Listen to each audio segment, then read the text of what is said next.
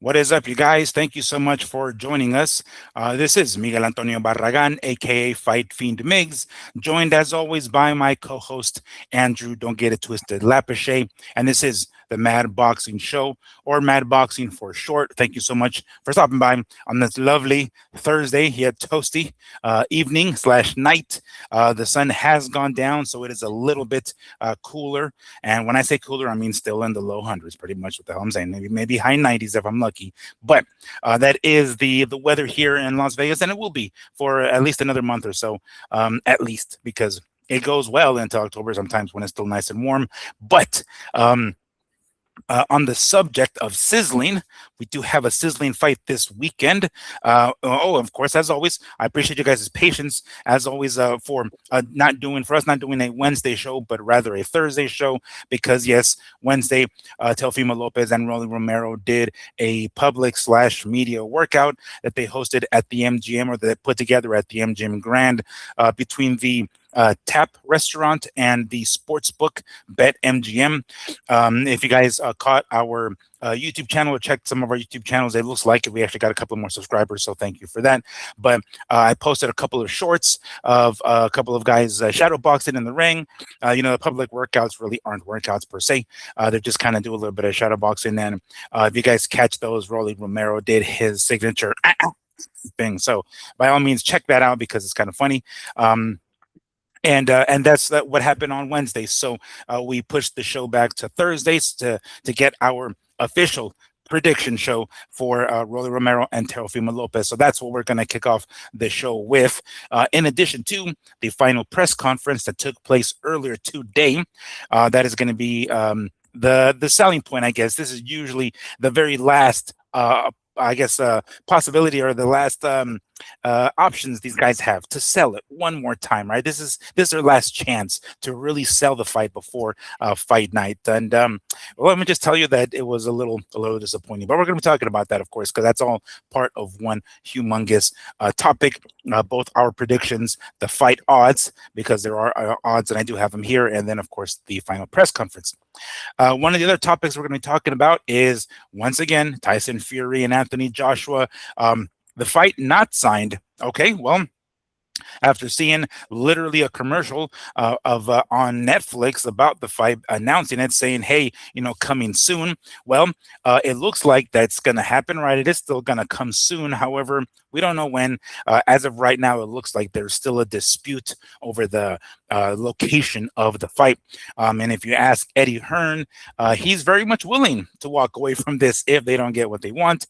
And no official announcement is around the corner, so we're not exactly sure when we're going to get it, and it sucks, but we're not even sure if we're going to get it at all at this point. Now, that again might be a yes or no. Is 50-50, but it seems as though the powers that be seem to already have an undercard ready for it.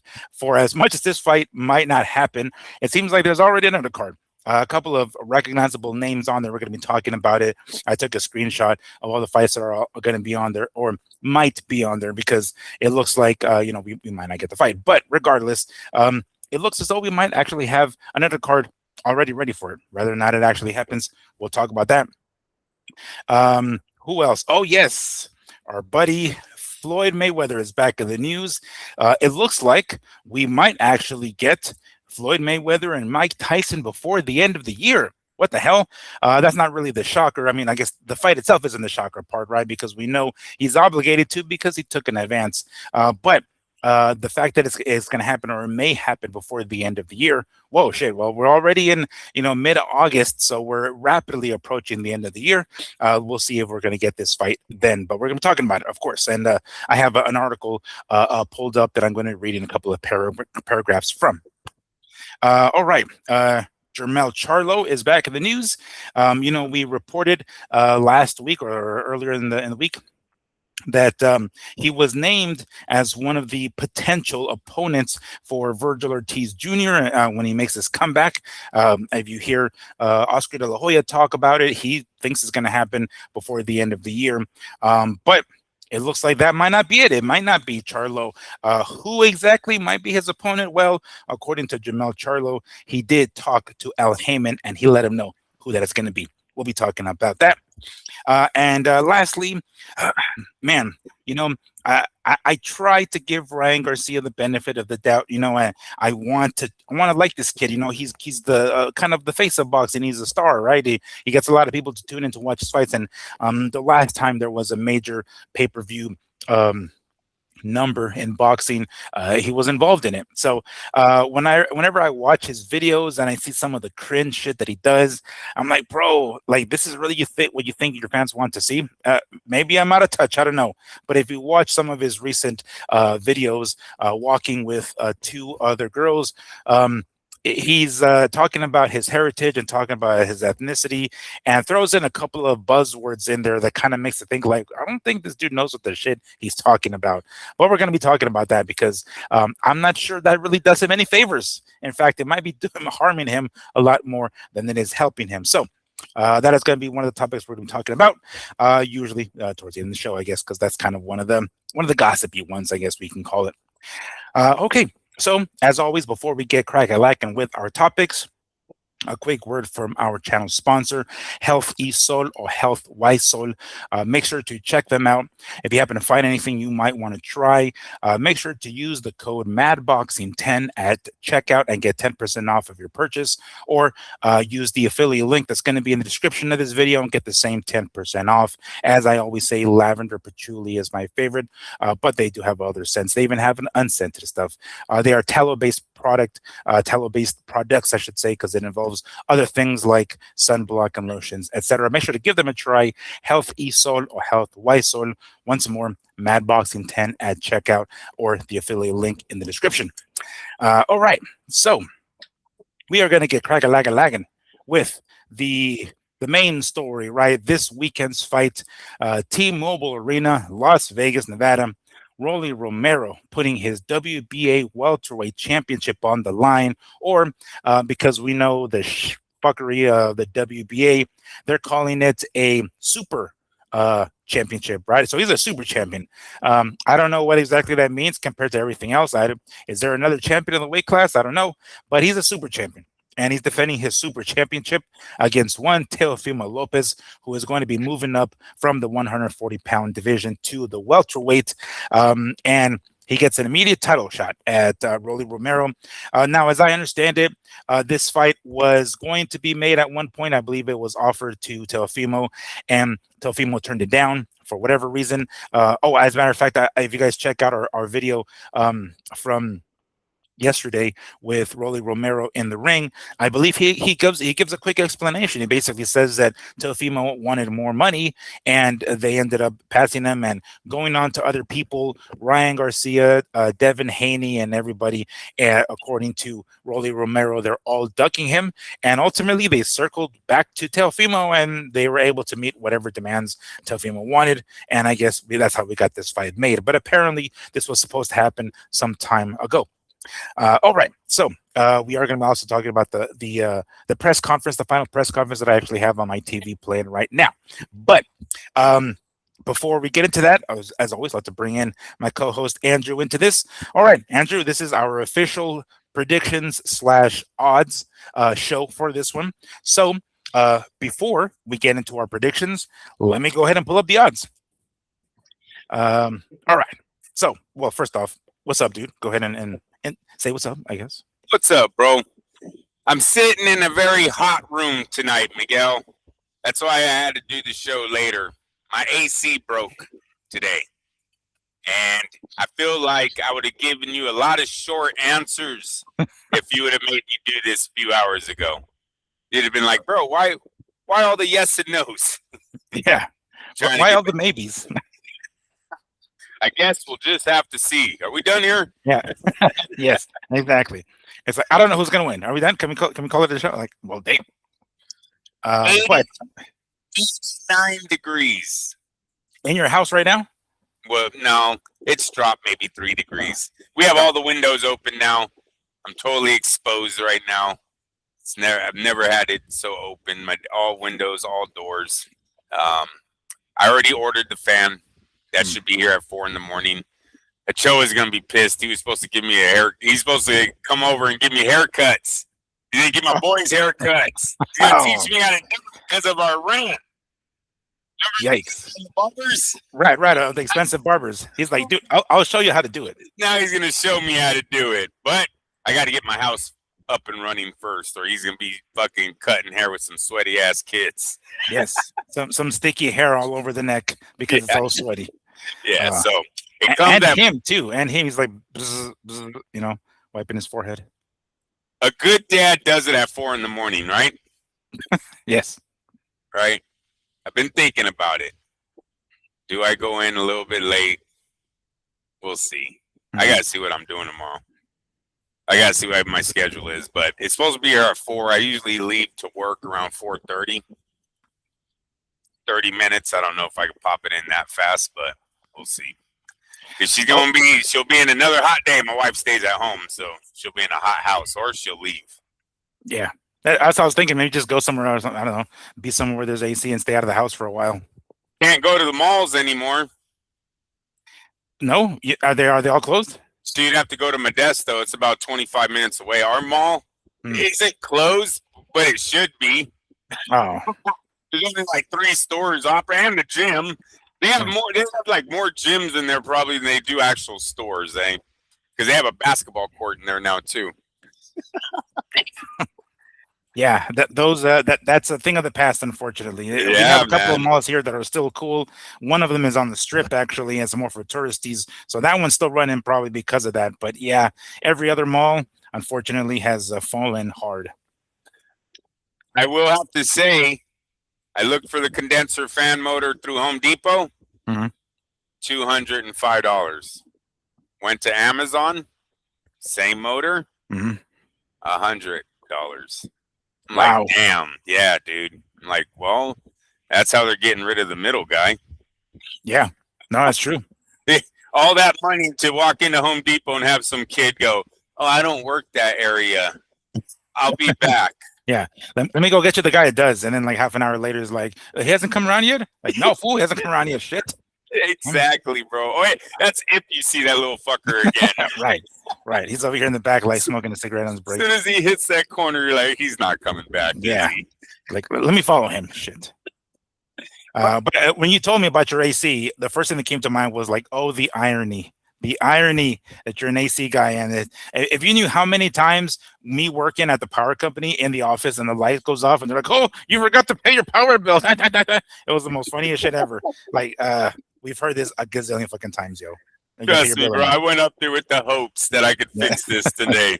I was like, come on, just be a capacitor. Just be something real easy. Yeah. As soon as I gave the condenser fan a spin, because I seen the age on it. I gave it a spin. I was like, shit. Turn it on. The compressor turned on, nothing else. Turn it off. Fuck. Time to whip out the fans. Yes. We went and bought one, dude. I told you we had to go buy one. I don't really use fans, man. Well, but for as hot as we've been here in Las Vegas, you at your house, you know what isn't really hot, Andrew? This fucking fight. This fucking fight. Oh boy. I don't know, man. I'm gonna lay it to you straight before we get into these odds here, and the press conference. We're gonna talk about that in a few moments. But I drove down to the MGM Grand. They had a nice ring in the middle, right, as they usually do in the lobby, which is kind of tight. I took many pictures, very few selfies. I didn't even think about it until afterwards. But regardless, I took pictures. There was a guy there painting the painting of Teofimo and ROLLY. It looked cool. It looked like there was plenty of people there. I go to the area that they're doing this media workout. Very, very poor turnout. There were people there. I'm not going to say there weren't, but man, it just seemed like there was just no one there. And the majority of the people that were there seemed to be basically like family of Teofimo or something like that, because they all had these big old paper cutouts. They kind of look like a fan, but it has got like a stick and it has like the face of the person, right? And they had like Teofimo's face, and they're just like TEO or whatever it is. I forgot what they were saying, but anyway, yeah, it was bad. The turnout was bad. And we'll talk about the press conference here shortly. But when you talked about it, when I told you guys about it, and I sent you guys pictures, you and Anthony, I was like, dude, what the shit? There ain't nobody here. And as I said, we'll talk about the press conference in a second. But one tidbit that I got from the press conference was Teofimo Sr.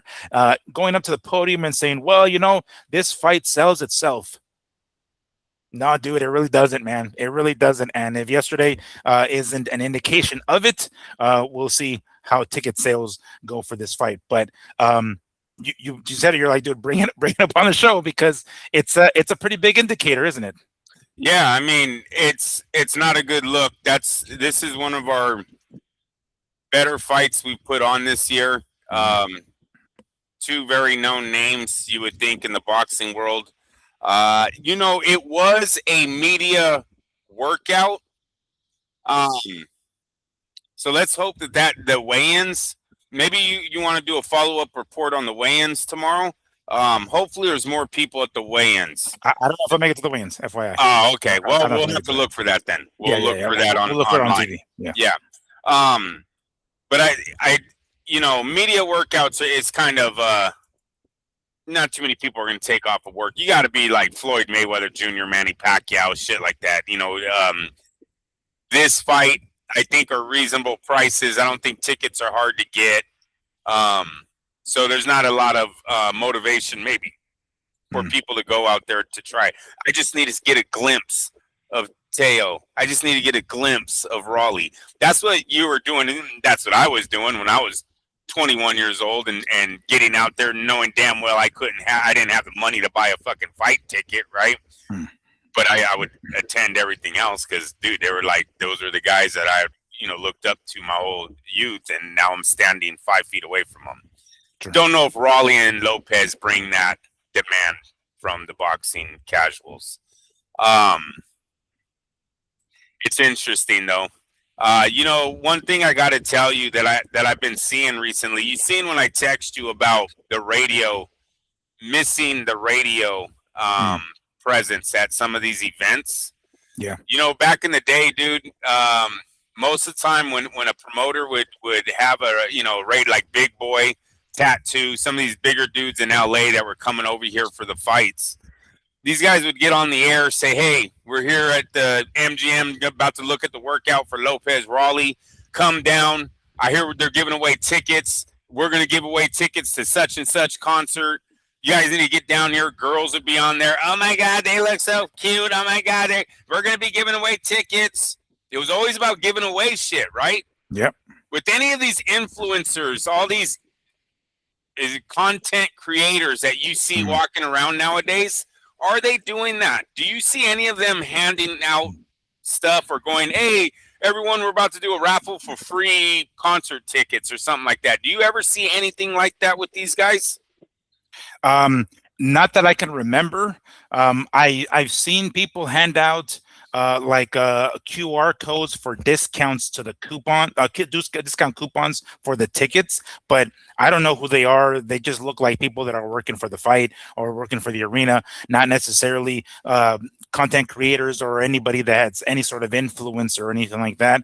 I yesterday at this public workout, media workout, a dude who works for DAZN, this showbiz dude who was I remember being a regular content creator and then somehow got hooked up with like a gig with DAZN, and he was doing this like lie detector test with both of them. It's on the DAZN app, so make sure to check it out there. But he's the only one that I recognized that was there, and I was like, "Oh, snap! This guy's here." I didn't know he was doing all this shit for DAZN at that moment. But besides that, no, not anybody else. No radio DJs or anything like that. No. Yeah, what I don't know is if they're doing that by choice or if they're doing that because boxing's not inviting them anymore, right? If it's boxing's not inviting them, maybe we need to get back to that because obviously it's hurting the sport, right? Our pay-per-view numbers are down. Miguel, look, me and you have talked about it many times.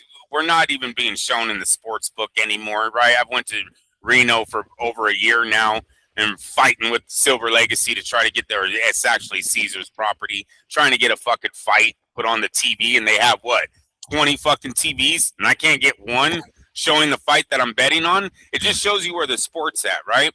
Then you come with the pictures of basically an empty lobby on one of the biggest fights that we're putting on, right? And So when I think of the UFC and I look at the weigh-ins, that yes, it was Conor McGregor did, but I've seen other weigh-ins where it looks like there's fans there.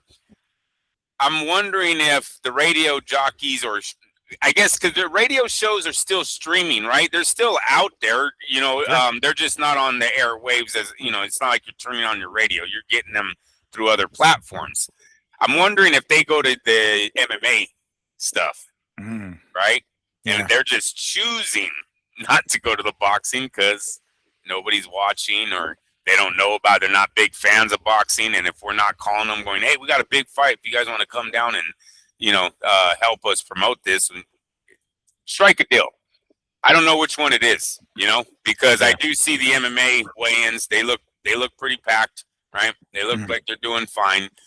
So it's something you're on the ground there. You'll have to do a little reporting on that one, on what is missing in boxing right now. You know what I'm saying? Because obviously something's going on. Our numbers are down, and it looks like the numbers around the fan base is down, right? Like to be honest, we always say things like Gilberto Ramirez and Benavidez. Oh, just the regular diehards are going to get us almost to 1 million. Right. You know what I mean? There's been a few. I want to say even Teofimo Lopez and Shakur Stevenson might have been in that same ballpark, right? Like, man, the diehards are at least going to watch this one. And then crickets on the numbers. So we do have an issue here, because these fights probably, should be doing better than where they're actually at. And Lopez, unfortunately, might have his second fight that is going to be not live up to what we have on paper, right? This is one of the better fights of the year yet. Jake Paul's women's might be getting more exposure. Hey, well, it is on TikTok. More people have TikTok than people have DAZN. I was going to ask you this. What do you think? Like, who would be in charge of that? Like, would it be the promoter, like PBC, I guess, in this case, because they're the ones that are kind of handling, because it's going to be on, yes, it will be on DAZN pay-per-view. We know that Teofimo's side, there is no promoter. There is just a direct deal with DAZN. But from ROLLY's side, he's still involved with PBC. It is going to be available on PBC pay-per-view, Amazon Prime specifically. So would it be up to, like, is that who the responsibility would fall on, PBC, to call up these radio DJs and call up the influencers or whatever and be like, hey, yo, come down? Or who the fuck, who's in charge of that shit? Definitely Al Heyman should have some of their numbers working with Floyd. You think he would have some of these guys on speed dial. They have such good relationships, right? I mean, there's been a lot of major fights that Al Heyman's been involved with that they were there to support. So you would think Al Heyman could get it done. And honestly, Teofimo Lopez is his own promoter now. Yeah. So it's his job. Yeah. Ah, good point. Yeah. So it's his job to get his name out there, and DAZN has to be a little bit unhappy if he's not doing that, right? Remember, Bob used to say that about Crawford, and was it recently about Keyshawn? I think he had the same kind of issues that they're just not out there promoting themselves. They're too much at home. They're too homebodies. I know Crawford's doing it now, obviously, but this is when he was with Top Rank. Bob used to say these things about him. So in a way, the fighter needs to promote himself a little. And in Lopez's situation, it's all on him, right? I'm hearing things about a $20 million contract. Excuse me, is what he signed with DAZN. That's huge money. Yeah. Over 5 fights, I think it was, or 4 fights. So you heard it too? Yeah, I heard it too. Yeah. All right. I don't think it was a specific time frame, but I think it was a certain amount of fights. That's huge money. Don't know if it's guaranteed or not, but if I'm DAZN, I'm looking at you. I'm hoping you're doing a little bit more to earn that money than just showing up and fighting. Yeah, with it being like only like the second dude. I mean, I'm sure he's not the second dude, but as of late, after Devin Haney and Teofimo, now it's like you guys are signing direct deals with these guys. There's going to be an expectation from you, and it's not just you coming into the fight and winning. It's you promoting the shit out of the fight and trying to sell it as much as possible. That kind of now lands on their shoulders. And let's not even, I don't speak Spanish, but there was a Spanish radio jockey that loved boxing. He was always at all. I can't think of his name. I used to know. Dude. check this out. I'm there, right? And there's a guy next to me who's recording stuff too, like I am. Spanish speaker. I think he's a Mexican guy. I don't know who he is, but he's got like a live feed going on his phone. I can see it. He's got a tripod, everything, like basically me, just without everything else. But anyway, so he's doing it, and Teofimo Senior comes around, and he gets Teofimo to speak Spanish Senior, and his Spanish is, it's got that accent, that Honduras accent, but it's clear. I understand clearly what the fuck he's saying, right?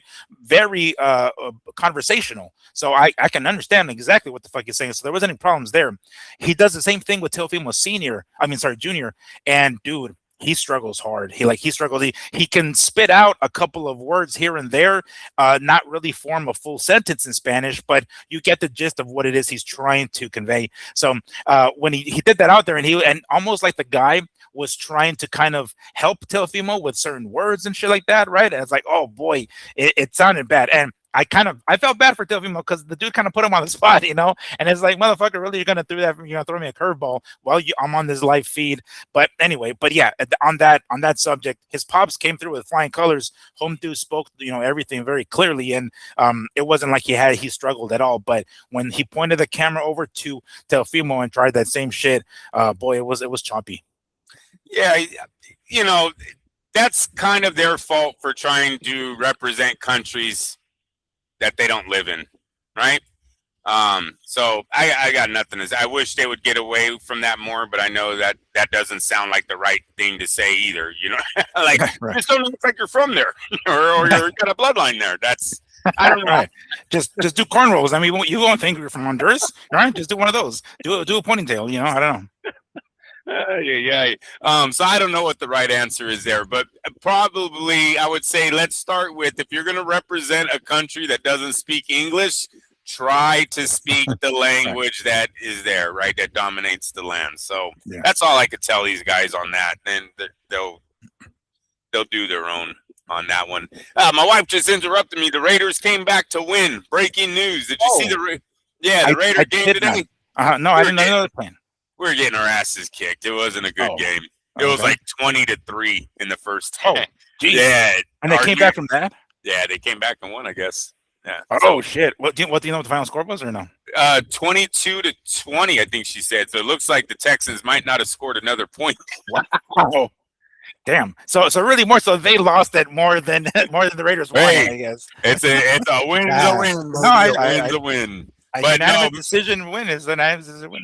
Exactly. Split decision, majority decision. Don't give a shit. Hey, me.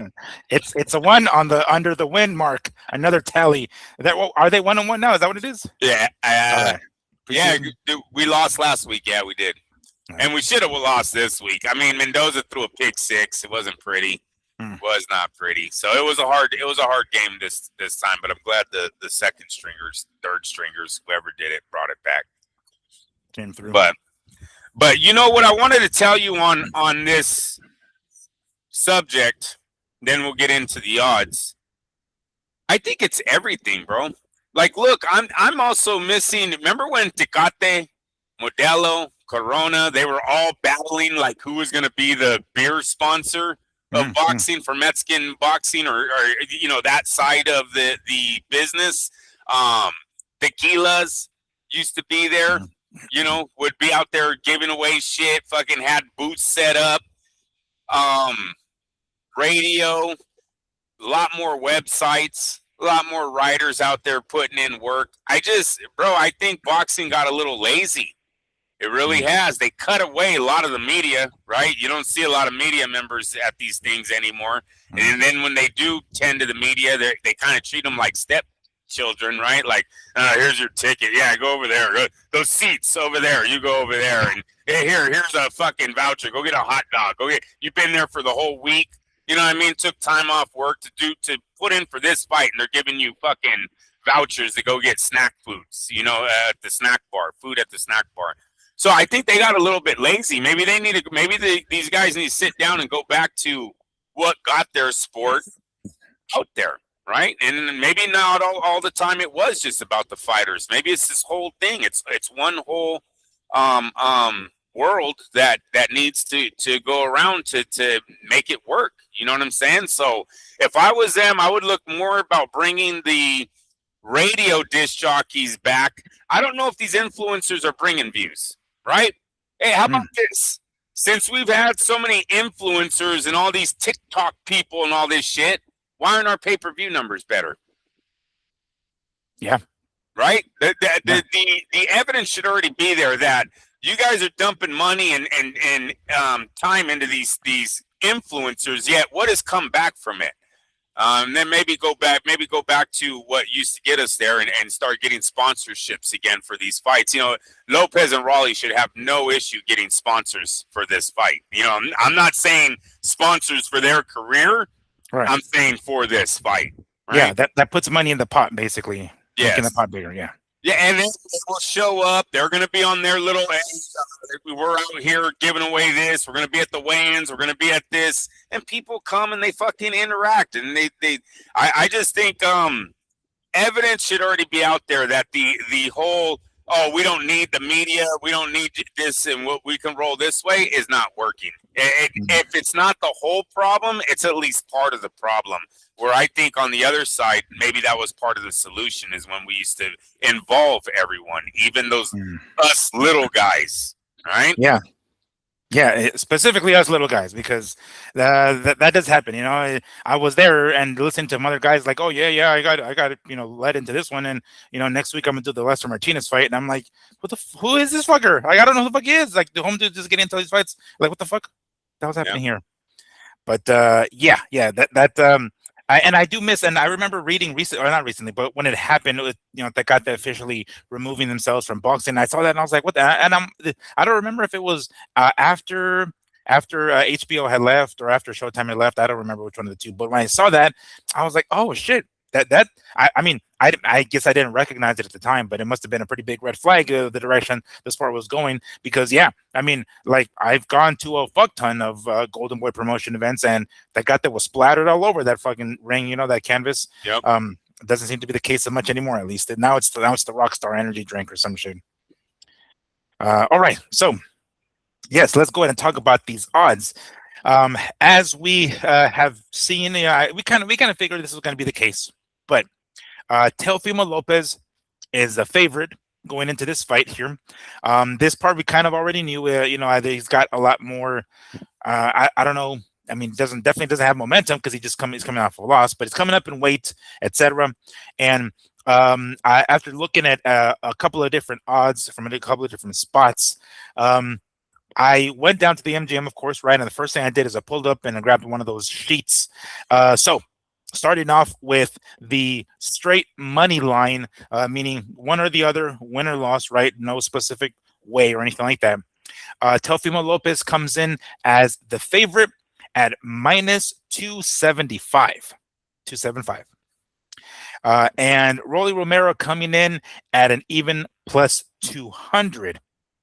Now, this is specifically at the MGM Grand's Bet MGM Sportsbook. I have gone to another sportsbook called Boomers Sportsbook that is here at the Ojos Locos. They have ROLLY Romero at plus 250. I don't remember seeing what's his name was Teofimo Lopez's was.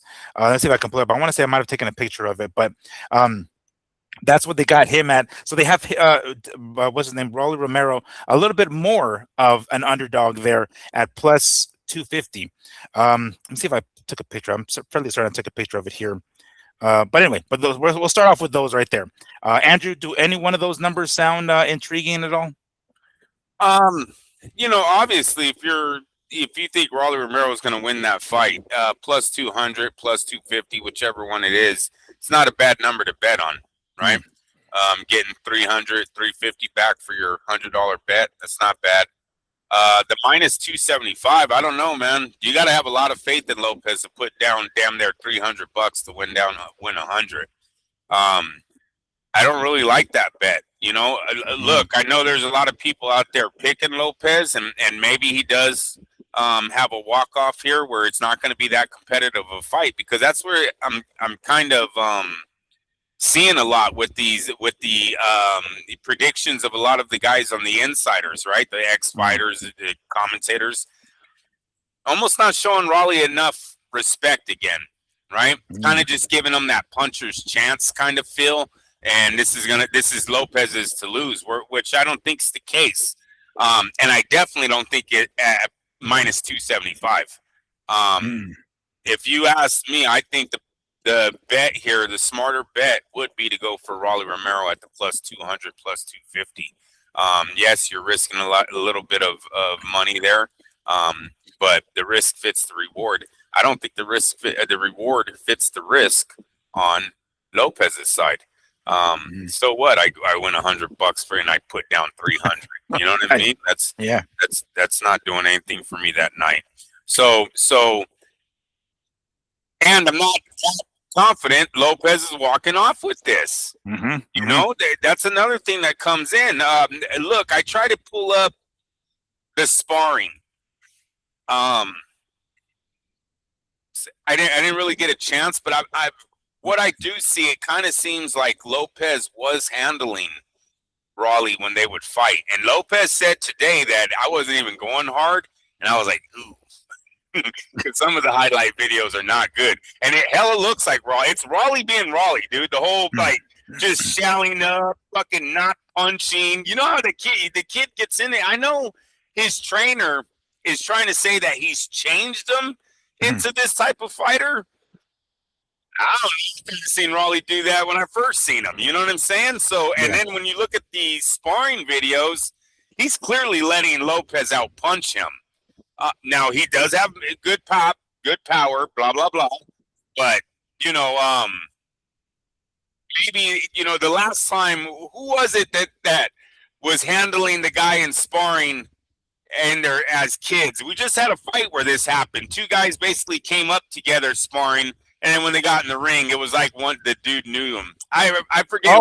Benavidez and Zurdo, right? They had a sparring session back in the day. And Benavidez knew exactly, like, this motherfucker's not going to move. He's going to stay there and take everything. Yeah. Yeah, exactly, bro. Good one. So, yeah, that just happened. I don't know if we're getting the second of a second fight like that where one guy just knows the other one. So we will see. As far as these two odds starting off, I'm kind of leaning on. I'd rather go for the risk and the better reward. Yeah. No, that's definitely more enticing. No doubt. Yes. Having to put down the minus 275 on that. I got also a method of victory, right? The prop bets here. Teofimo Lopez by KO, TKO, or DQ at plus 350. So they don't seem to be going that direction. Teofimo Lopez on points, minus 125. So clearly they seem to think that the fight's going to go the distance, which sounds pretty plausible. Rolly Romero by KO, TKO, or DQ, plus 700. Romero on points, plus 400. And a draw is at a staggering plus 1,400. So clearly they don't think a draw is going to happen. And that's, of course, obviously less likely, which is why it's up there. Okay, so from what this looks like, it looks like they obviously have Teofimo looking to go the distance and come away with the victory. No specific way, of course, other than just a straight up distance decision. But okay, I think one of those numbers look enticing. I mean, obviously the Lopez by points. If you think Lopez is going to win the fight, most likely you have him doing it by points. They're kind of giving a good number there, right? Minus 125. For a guy who gambles hard, that's not a bad number to chase right there. So I like that one. All of them are actually good. They all have a pathway. Lopez by knockout, the plus 350. Could it be where he dominates so much, Rolly breaks mentally? Rolly's I don't know. Rolly's had a real weird approach to this fight, right? He's talked about his mental state, not knowing where he's at in life. Then he found Jesus. Then Rolly's like his best friend. Lopez is like his best friend. I guess which one gave each other? Lopez gave him $5,000 when he was broke. You know what I mean? Is there a way Lopez peppers him so hard he breaks him mentally, and they have to stop the fight. Well, do you think? I mean, before you go on to the next point, do you think Teofimo Lopez? Because I just try to use them as comparison. Do you think Lopez punches harder than Pitbull Cruz? Because Pitbull Cruz had, granted it was at 140, but he had ROLLY flopping all over the place with his power. Do you think Teofimo has that kind of pop to be able to do that, especially at 147? He does, and this is more about mentally breaking someone down. That's why I'm saying mental. Mentally breaking him down, where he's just peppering him so much because the speed is going to be different, right? Lopez is faster than ROLLY. Lopez is on a mission to prove that he's not done, right? So if he sees blood, is he going to turn into a shark, right? Because he needs this win. He needs the win for him and his dad's relationship more than his career. Right. I think that's his mindset going in. He's been real heavy on that Stevenson fight, and him and his dad just weren't right. And they're going to make this right. They're going to be better.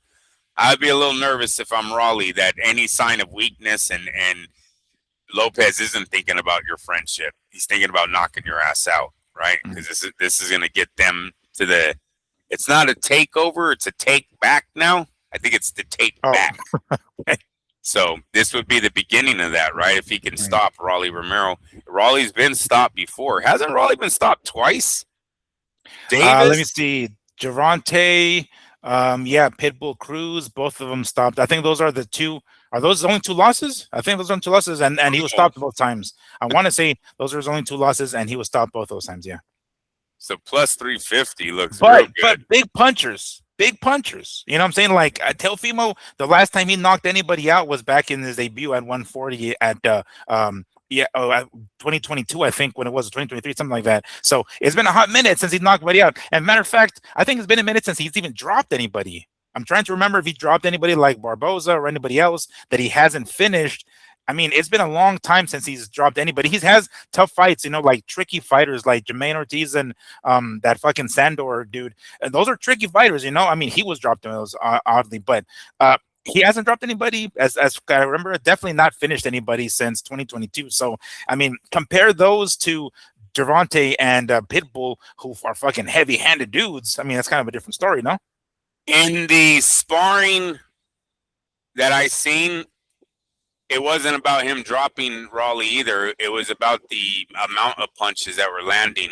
ROLLY would do the whole just shell up on the ropes. And that's when a ref just goes, you know what? How many of these rounds are we going to watch you do this? Right? Yeah. So I'm thinking more he never touches the ground. They wave the damn thing off because he just has given up. So what I'm a little nervous on Romero, on his attitude about how even today in their little – I know he got a little mad finally at the end. I don't know if he was selling tickets or not, but he did show a little anger at the end. But in the beginning, when it was just Lopez kind of throwing insults at him or saying, this is it, we're fucking here, you can see ROLLY was like, is he real?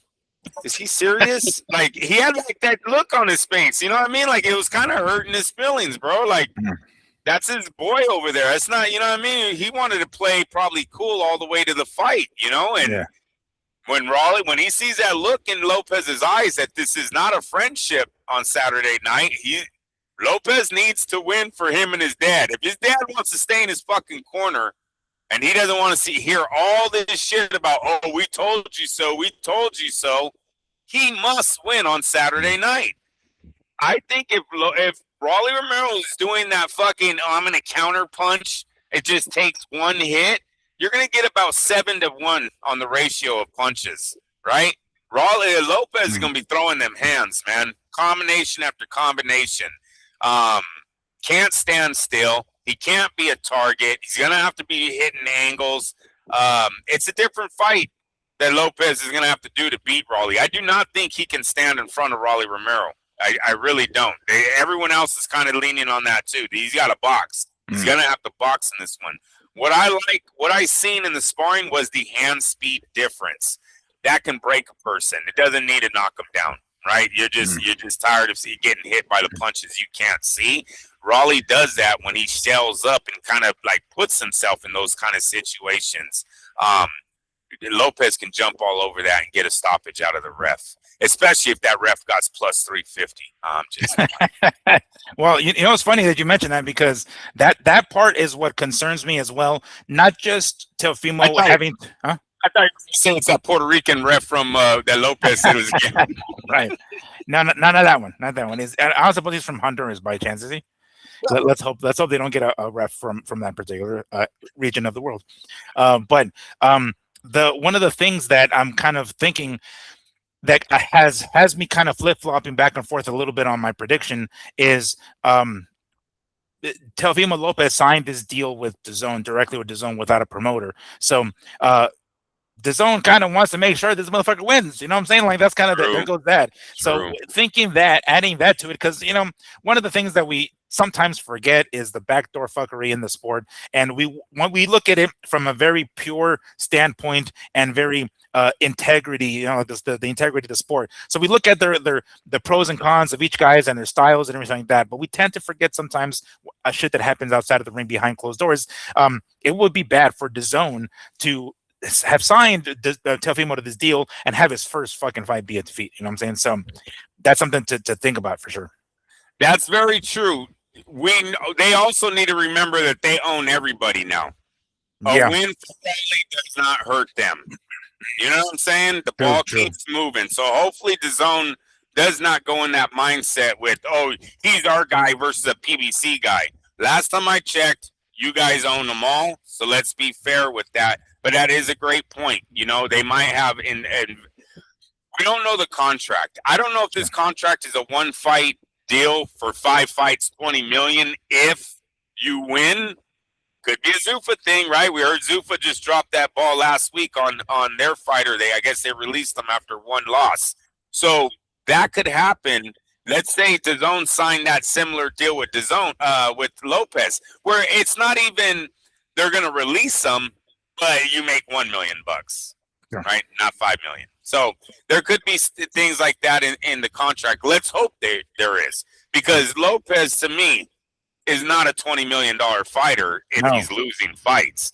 Now, if he wins, well, then you go to the next guy. It seems like it's going to be Ryan Garcia. I don't know if you've gotten those vibes, but it really seems like Ryan is going to take on the winner of this fight. If he's successful with Conor, but a lot of people think he's going to be successful against Conor Ben.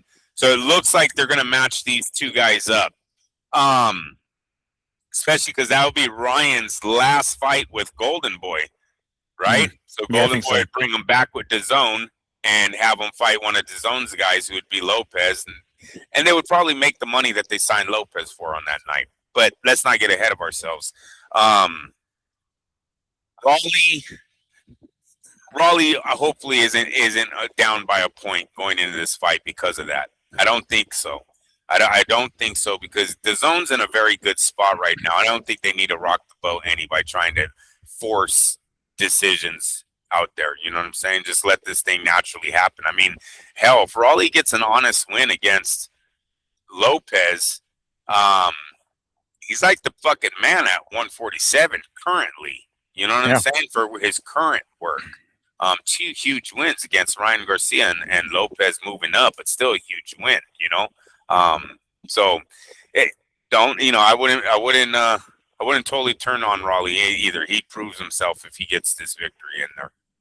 Yeah, damn, can you imagine that? Because there was a time where we were calling guys like Teofimo and Ryan and Devin or whomever the fuck else, or Gervonta, the new 4 kings, right? We're calling them that.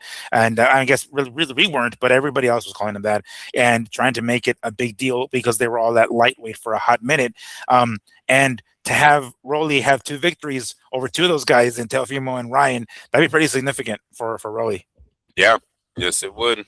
All right, so before I get into my official prediction, Andrew, go ahead and spit it out. Go ahead and give us your prediction. Let us know who wins and how. You know, dude, I've been back and forth. Did your house just get hot all of a sudden?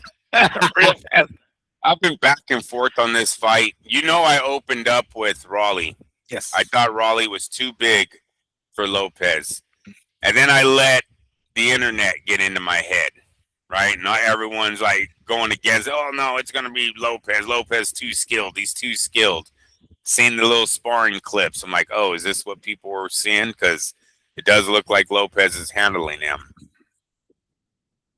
Could it be the pressure is so hard on Lopez that he's not prepared for Rolly Romero on Saturday, right? And him and his dad have another meltdown, and the wheels just totally come undone. Look, it really seems like this relationship has been rocky in this boxing element part of it. Maybe as father and son, they do great. Who knows? But as coach and fighter, father and son duo, they're not.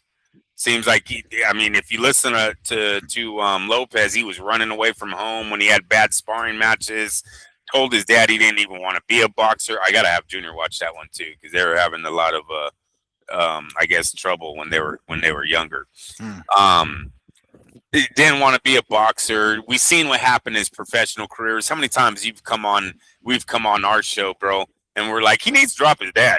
Hey, remember even back in the day, I'm like, don't drop your dad. Just make him a second. Just do that. We were like everybody was trying to help this kid, right? Like we knew that there was trouble in this relationship.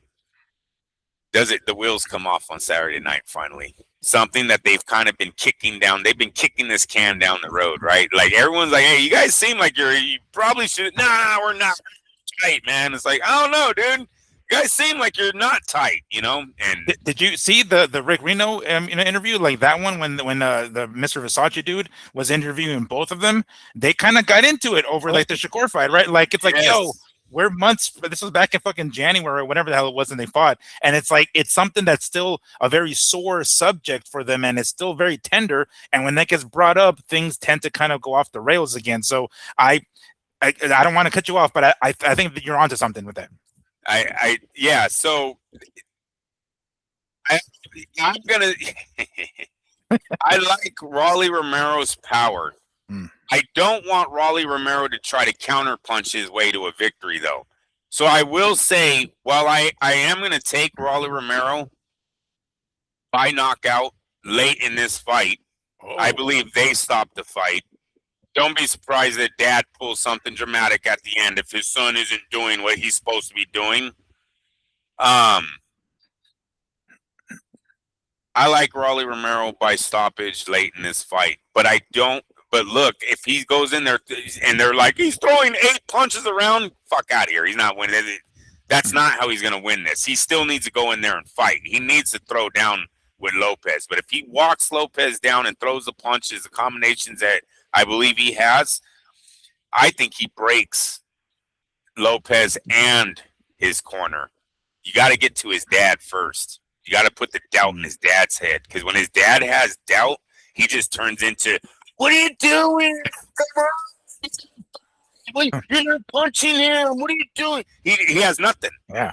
Where's your power, bro? Where's your power? Yeah. I thought we were going to punch.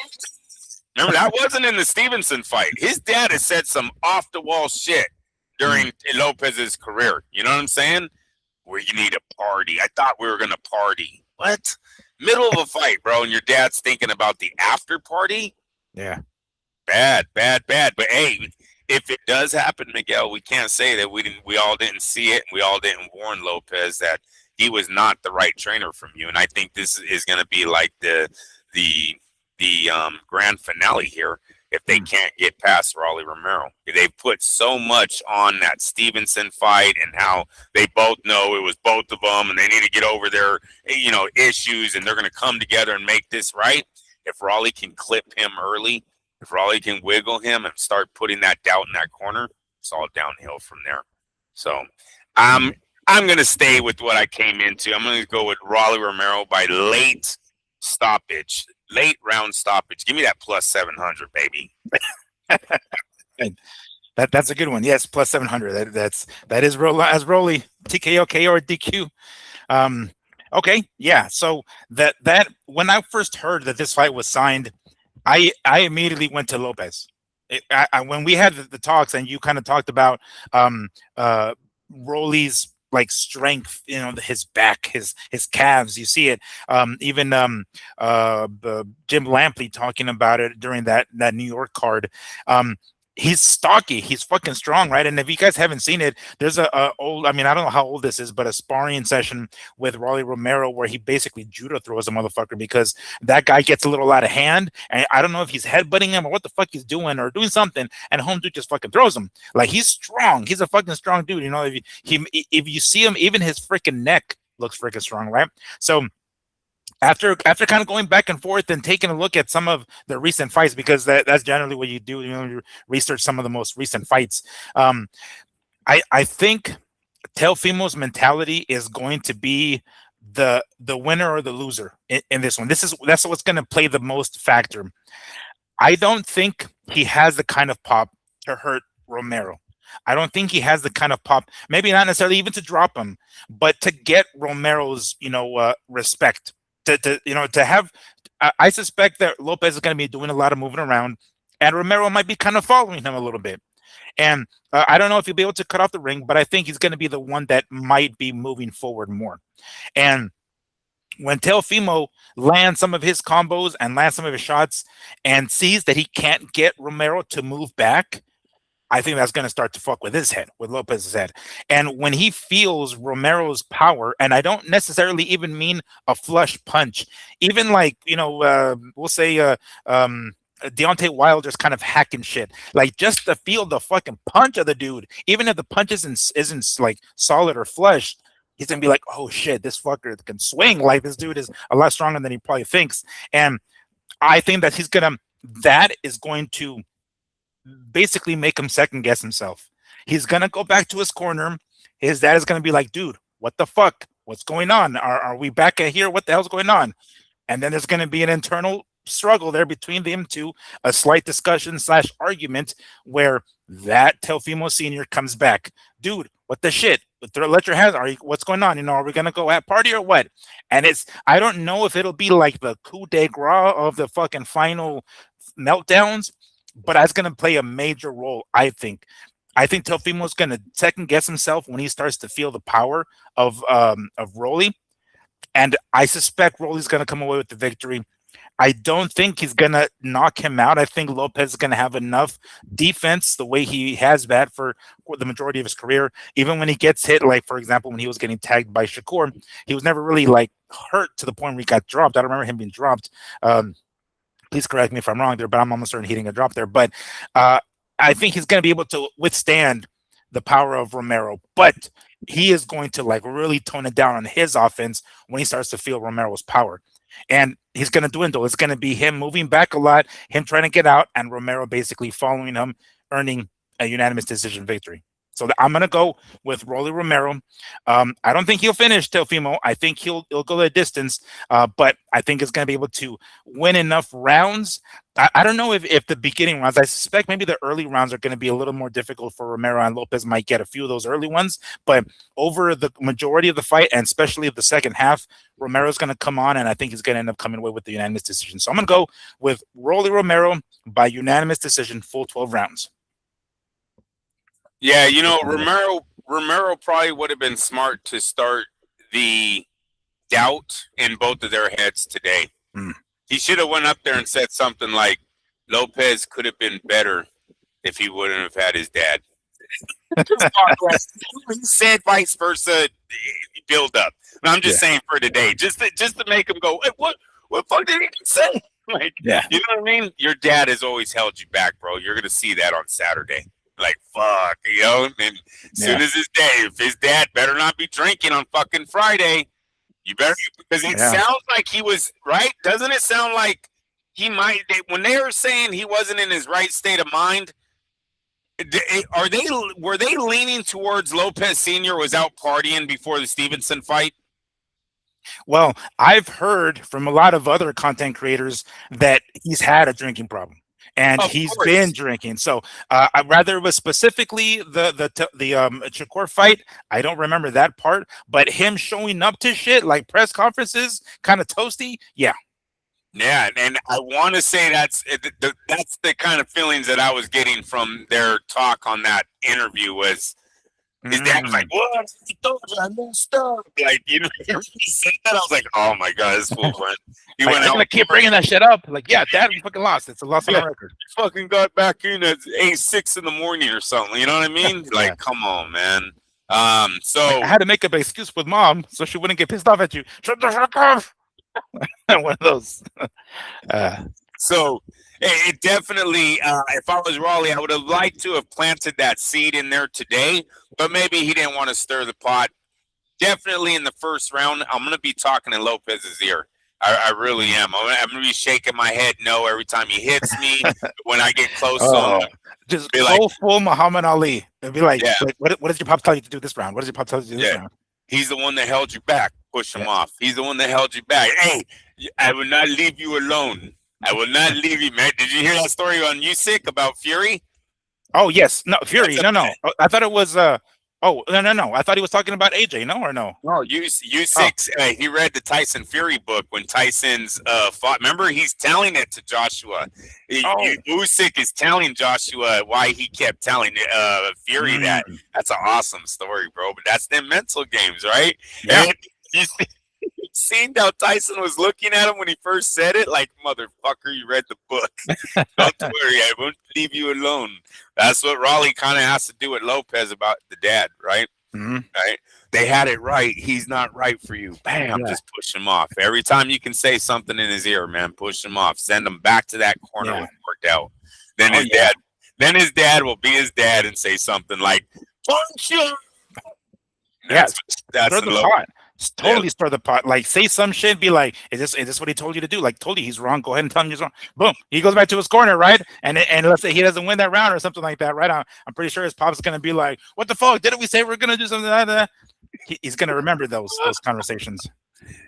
Not saying we're giving Raleigh's great blueprint here, but damn, man. Yes. Which is kind of the second part of the story here is the final press conference. What the hell?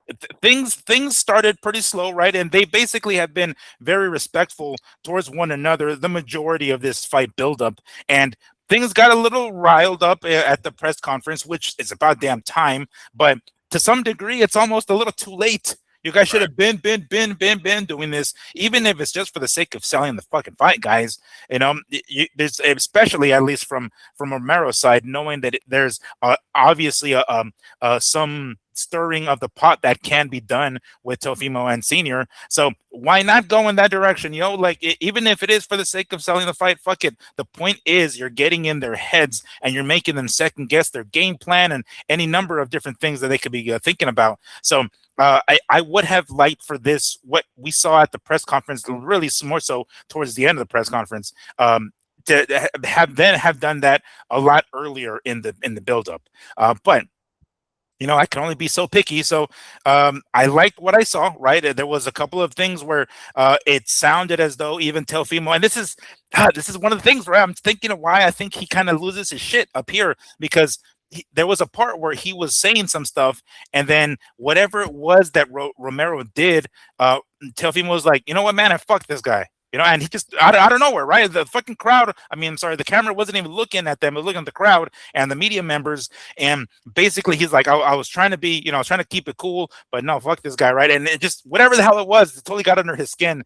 And I think at some point Romero had the mic, and he's like, "Yeah, we're not friends anymore, fool. Like, fuck out of here," you know. And just that, I think, got him all riled up. Like he got him boiling. So I'm like, yes, but he should have been doing that food, not just for the sake of getting into his head much earlier, but also selling the fight. You saw bits and clips of the press conference. What stuff did you like, and what stuff didn't you like? The one that I thought got under Raleigh's skin was when they went after his trainer, Ishmael Salas. Very respected trainer, right? Yeah. And his dad was over there acting like, you know, he ain't shit. Have you ever been trainer of the year? Have you ever been trainer? I was like, bro, you know what I mean? No, you know, there's a lot of people that say he got that title off his son's, you know, skills more than his training. It's or natural ability more than his training. Yeah, his gifts, his natural gifts. There you go. And where Salas was like, I've had 25 world champions. How many have you had? Right. And they didn't let that go. And I think that's what kind of maybe ticked Romero off to like, they're disrespecting his guy now, right? Because that was Romero's first trainer? Am I correct in that? Didn't he go back to Salas? Oh, I don't know. I remember him going to Salas recently. I mean, maybe a few fights back, but I don't remember if he was with him originally. I mean, may very well, because Salas, I think he lives here, as a matter of fact. So there you go. So I think this is their second time, bro. Oh, I want to say this is their second time running together. Oh. And so there's a little bit more of a connection there, right? And I think that pissed them off. And I think it also pissed off Salas, right? Like this turned into his moment, right? That little press conference, that little interaction he had with Lopez Sr. went viral. Now Salas makes a name for himself tonight. If his guy can go out there and dominate Lopez, even in a better way than Shakur did, and that would be by stopping him, finally putting a stop to the Lopez drama show. Because I really think it comes to a conclusion on Saturday. You will not see Lopez Sr. in the corner. It's either both of them walked away together and they just go fucking fight it out the rest of their lives on their own dime, or Lopez Teofimo will finally have the enough to say, hey, I got it. We need to split up. Especially if his dad. Look, I don't really remember a time where his dad gave him great advice when the fights were tough. That's all under a microscope on Saturday. Everybody's gonna be. I say everyone like it's a hot fight. All 60,000 of us, bro. Right. The 6,000 that will be present at the arena. And that has a capacity of 20,000. But the 6,000 that will be there. It's a 3,500. Yeah, exactly. And a few comps. That's what I'm trying to say.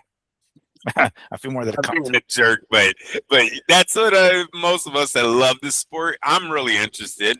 I'm going to be interested in the corner. Hopefully, DAZN have a good microphone in that fucking corner. Mm-hmm. Hey, let's go, though. That's part of the drama show. You're building a show here, right? Entertain, motherfucker. Well, part of the entertaining is that man's dumbass comments in the corner. So let's highlight them.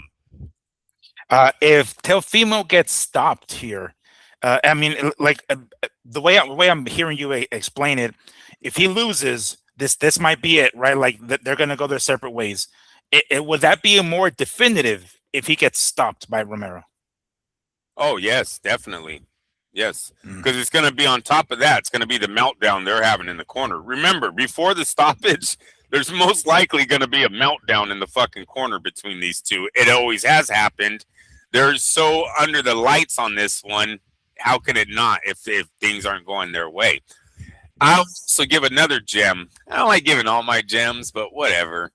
I would have someone tail Teofimo Sr. Friday night. If I'm Rolly Romero, I'm having one of my guys. I'll pay him. $500, $1,000, whatever he wants. Say you're sitting in front of Teofimo Sr.'s elevator. If he moves, you move. And I'm recording him. And if that man hits one fucking bar, that shit will be on the internet so fast. You know how fast their fucking relationship goes south if he sees his dad fucking out partying on Friday night again. Oh, damn. Right? Crazy. As soon as the weigh-ins are done. Yep. And social media, you can get it out quick enough where it can be a total disaster, bro. That's the problem with social media. See, back in the day, HBO would be like, yeah, we heard about it. And no one knows. It's not on the internet. So, yeah, just everyone knows he's a dipshit. But what if you can catch him at 2 a.m, like, hey, who's this at the bar? 3 a.m, hey, who's this at the bar? Just follow him all night, bro.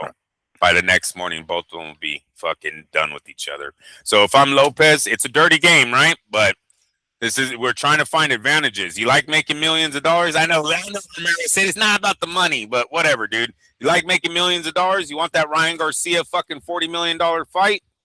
I'm gonna invest a little in one of my friends that hang out in front of Lopez Sr.'s hotel. Make sure you stay home. Make sure you stay home. Mm-hmm. Yeah, Rolly. I'm free. I'm free. By all means, I will be happy to follow him. It'll be on our channel first, mind you. But I'll be pleased to follow that dude with the GoPro on my fucking chest, just like walking around and be like, oh, is that who I think it is? Yeah, that's him.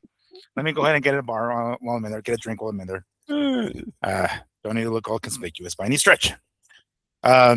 All right. So, anything else you want to add to this before the big fight this Saturday?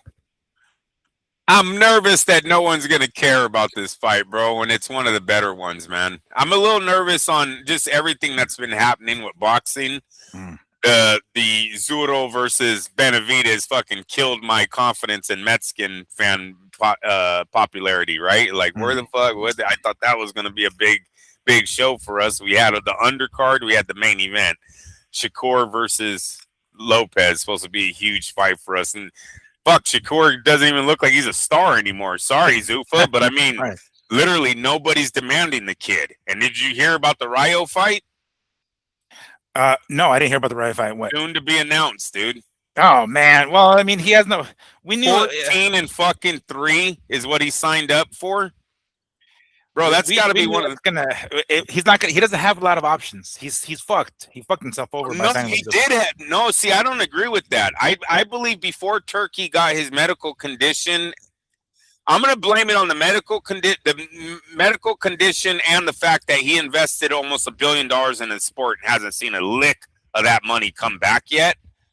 I'm a little nervous, dude. Freaking. I think they were in a better place a few months ago, dude. I'm a little nervous Turkey's pulling his money out. I mean, look, we all know the fucking demands, and I'm right back onto this fight. Just to give you clear up a little, we know that Matchroom has hella demands for AJ versus Fury. Why isn't Turkey just going, you know what? Fuck you guys. I'm billions. What do you want? How much money? I'm done talking. How much money? And I want my fight. And let's go on, get on with the show. But it's not that anymore. All of a sudden, it's not that anymore. So Shakur fucking just hate being the first guy, right? You're the first, one of the first ones that did it. Yay! And then that happens, Sort of like, it's not as bad as Triller because they have a lot more money. But remember when Lopez and Crawford and them tried to go to Triller? Didn't work out too good, huh? No, it sure didn't. It's just another one of those examples but I mean, initially you're saying that they had more options than they do now, because at the time, the medical condition of Turkey wasn't as bad as it eventually got. Yes. Yeah. I believe Turkey would have already bought a few of these contracts out if he was still in that mindset that he was a year ago, maybe a year and a half ago. Maybe he's not seeing the future like we're seeing it anymore. Maybe his 5-year plan, he wants, he's got cut to a 2-year plan now, and that's not seeming to work. So he might be losing the love for it. When you are faced with the condition that he might be facing here shortly, you look at life a lot differently, right? Hell, he might look at some of these guys and go, how much do you want? Yeah, it might change his whole out. You know what I mean? He starts flashing on people like, "What's wrong with Turkey, man?" But he's not seeing it the same anymore. You guys, the money has stopped. I've told you this for 3 months now. The money has fucking stopped. Shakur Stevenson is about to fight fucking Rayo Valenzuela. Is that his last name? Jose Valenzuela. 14 and fucking 3, bro. Is about to be one of our pound for pound champs. Talk about what happened to all you haters out there that used to clown on all these guys that took fights like that, right?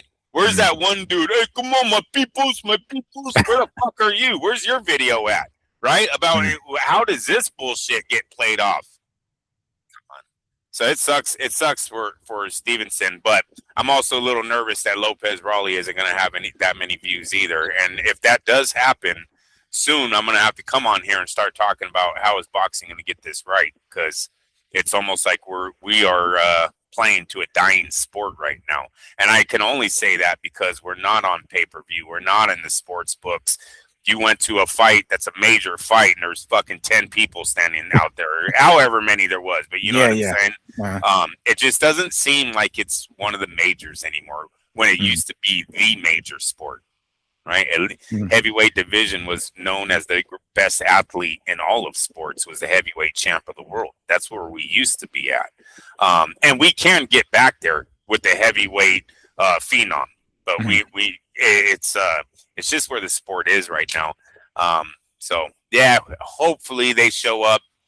tomorrow for the weigh-ins, bro. Hey, what I'm a little messed up is you said that Rolly was from Vegas, man. Where's our Vegas peeps at, dude? Right. Yeah.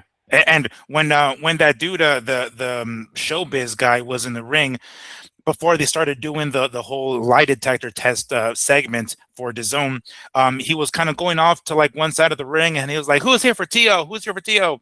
And like a few people were like, "Yeah, here." Like, "Yeah," like 2 or 3 people, right?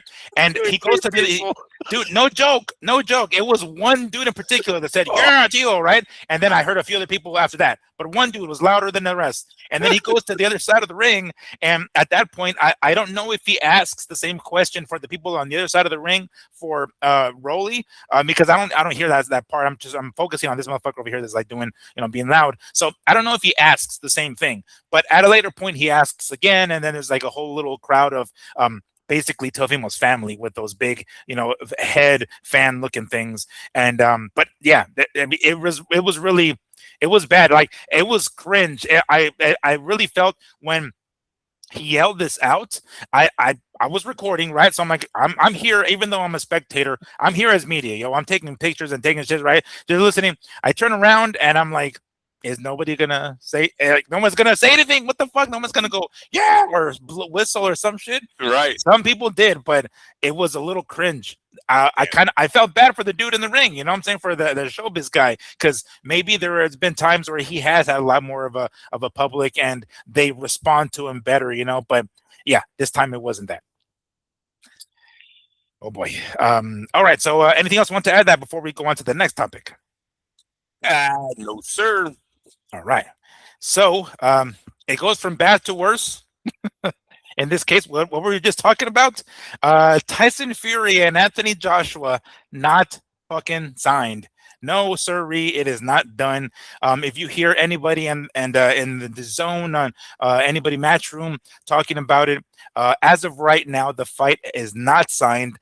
The zone, or no, not Netflix. Netflix actually put out a commercial advertising the fight, but I believe that the wording that they used was coming soon or something along those lines. So they weren't exactly lying, that it looks like we're gonna get the fight, but it seems as though the primary hurdle is the location of the fight. That seems to be what's going on.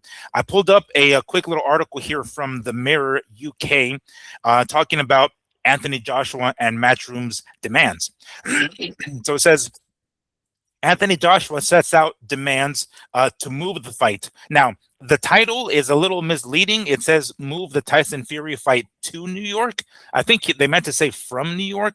I don't know, but let me go to read off this article, a couple of quick paragraphs. He says, Joshua has insisted he wants the all-British heavyweight showdown to take place at Wembley, right? Wembley Stadium. But Netflix and the Saudi Arabian money man behind the fight wants to stage it in the Big Apple. It is understood Joshua is willing to face Fury at Madison Square Garden on November 20 if he is compensated financially. Now, this part is where it gets a little murky, because I remember hearing Eddie Hearn saying that they are going to make the demand, the more money demand, so like high and really unreasonable that they have no choice but to just comply and go to the UK for the fight. Whether or not that actually happens is in the story. He says, or this article goes on to say, the former two-time world champion will face a hike in his tax bill if the bout is moved across the Atlantic, and wants his purse increased to reflect that. Joshua is also understood to be owed money from his come-from-behind knockout of Christian Pranga last month. Additionally, promoter Eddie Hearn has sought assurance over ticketing and security for the event. All right, so on top of everything else, Joshua is claiming that he has yet to actually get paid, or at least his full amount, for the Christian Pranga fight, which was about a month ago now at this point, or maybe a little less. I think it was like late July 25th, I want to say. So, okay, Andrew, what do you think? It looks like you mentioned it before, and you called it a power move by Eddie Hearn and Matchroom here. But are they sticking to their guns so much that we might actually not get the fight? Yes, and they should stick to their guns. if it is in the contract that Turkey signed, and look, there's been rumors that AJ kind of pulled, Eddie Hearn kind of pulled the Don King and slipped that the fight must take place in the UK somewhere in the bottom of that contract. Did you hear anything about that? No. I remember hearing that it was in the contract, but not that he was sneaky about putting it there. Yeah, that's what I heard, that he was pretty sneaky. They were like, great move by him, but sneaky. Where it's like, did he pull a Don King where Turkey actually didn't read it and just signed the damn thing thinking they were being honest with each other? And he's like, oh, but did you see this part? And like, what? Wait. Signature's already dried. Yeah.